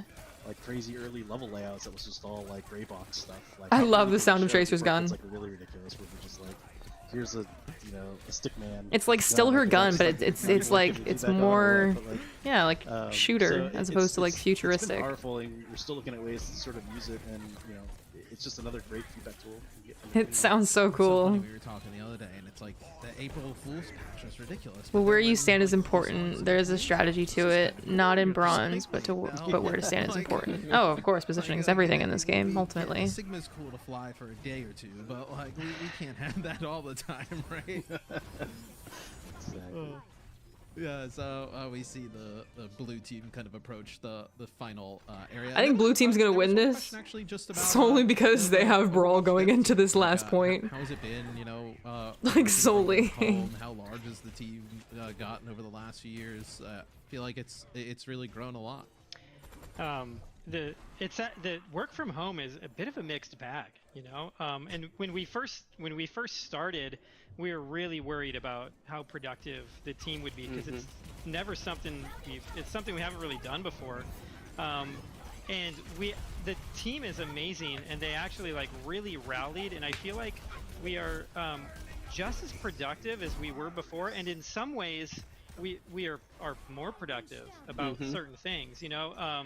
It's definitely, there's parts of it that are harder, you know, like we don't all have home It's a huge pick on the Tracer, though. I just work in my bedroom, you know. I just have to make sure I make my bed every day. That red team gets us out as if their Doom absolutely pops off, gets early picks. It's really grown. We kind of like when we shipped Overwatch 1 when it launched, we were around 60 to 70 people, and the team has continued to grow. Only 60 to 70 people at the launch of Overwatch on the team. But we just keep growing. Lord, the game that we're making now, Overwatch 2, it's a much bigger game than the original one.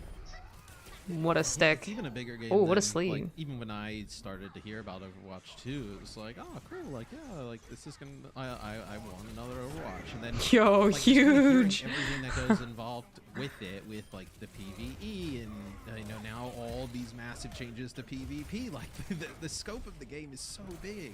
Yeah. It's huge. Yeah. But hey, what's up, Carl?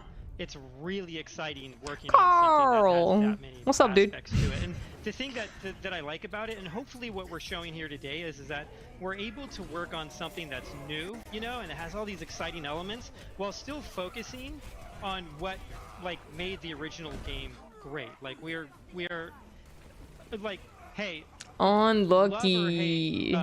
5v5, we are committed to like keeping the PvP of Overwatch is competitive.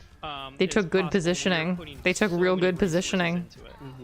Oh, but they got a ball to stall? Pushing the game forward. It's like all the heroes that you love. Wait, they can turn it here.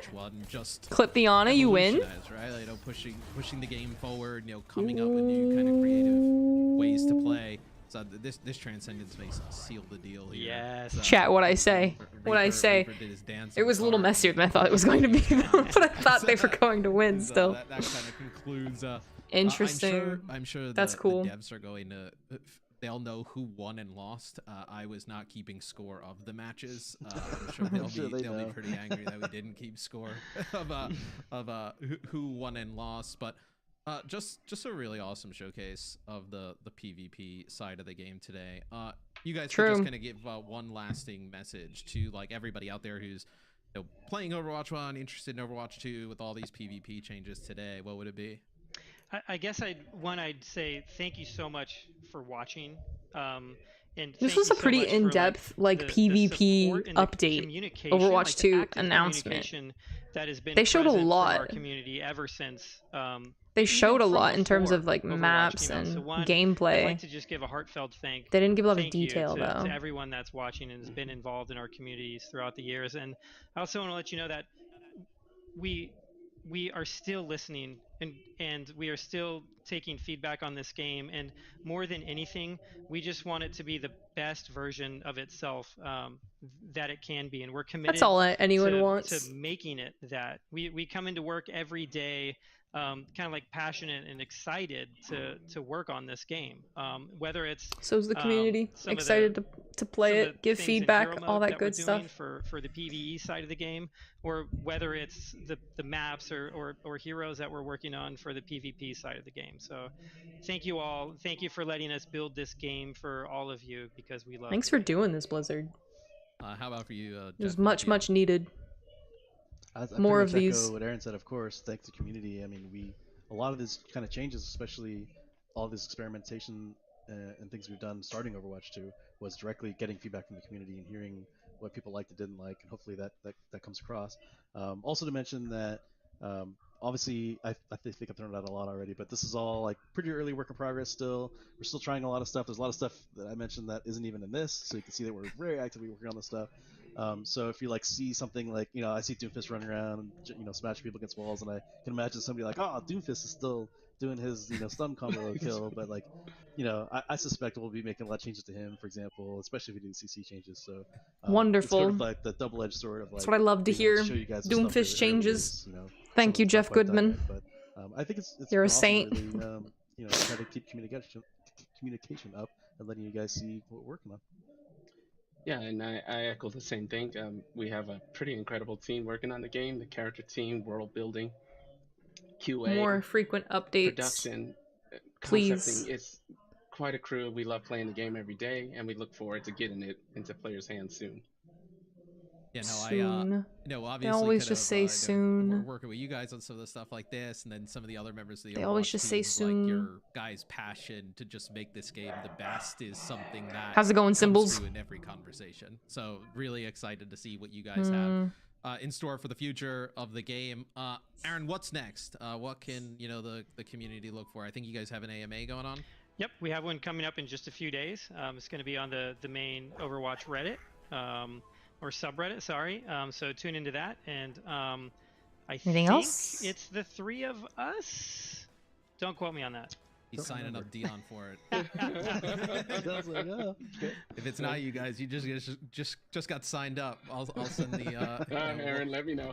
Yes, anything else? More updates, please. We'll send the Outlook invites. We'll get everybody in here. Timelines for anything. Like this morning, no, nothing will be needed for that. But yeah, and then we have Overwatch League kicking off again tomorrow. We'll be discussing a lot of the things that we're talking June about today Joust here qualifiers. At 11:30 PT. Cool. And don't forget, guys, the Overwatch anniversary event is going on right now in game. Some really awesome skins. More Overwatch 2 stuff, please. The new Ana please, skin, every like 2 to 3 months would be great. Losing games constantly and eventually get it just way slower. Thank you guys so much for everything today. Truly a blast. Thank you, Aaron, Jeff, and Dion. That'll be it. No dates, Bach. Follow No Play Overwatch dates. on all social medias to stay up with all the latest news for Overwatch 2. No dates, We'll see you no next specifics. Thanks, guys. Thank you. We did just get to see a lot though, which is great. Which is great.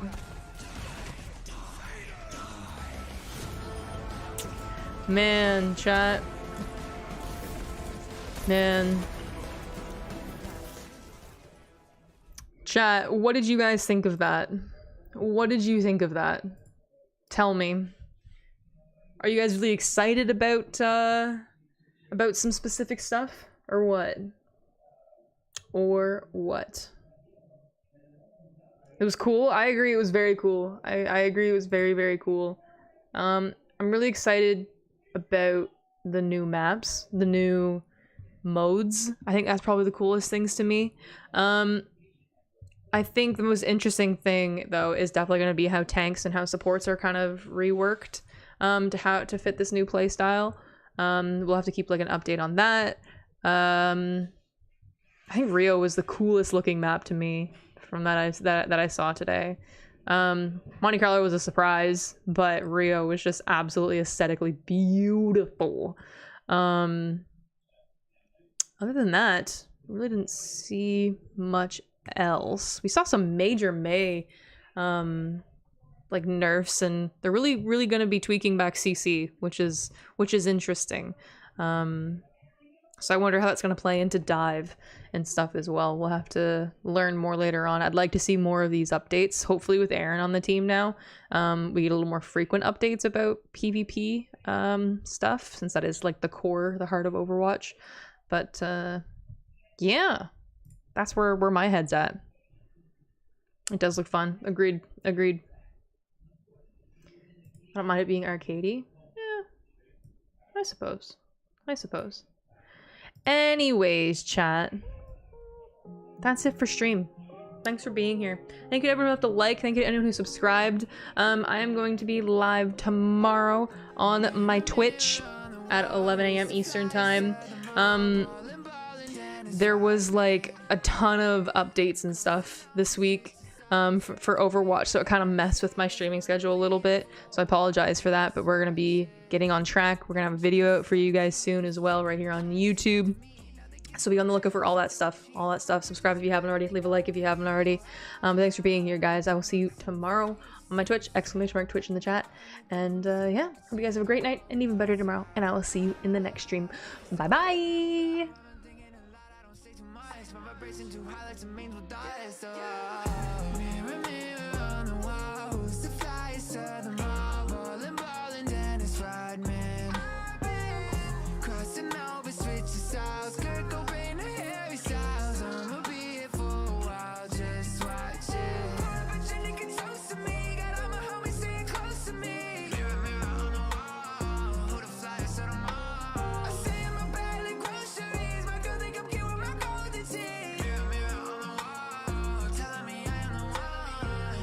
Everything takes time, getting drunk on the hills in the daytime. I feel bad from my waistline, eating so good my hitch any crack line. And when I'm on a date night, I don't look at the price when it's pay time.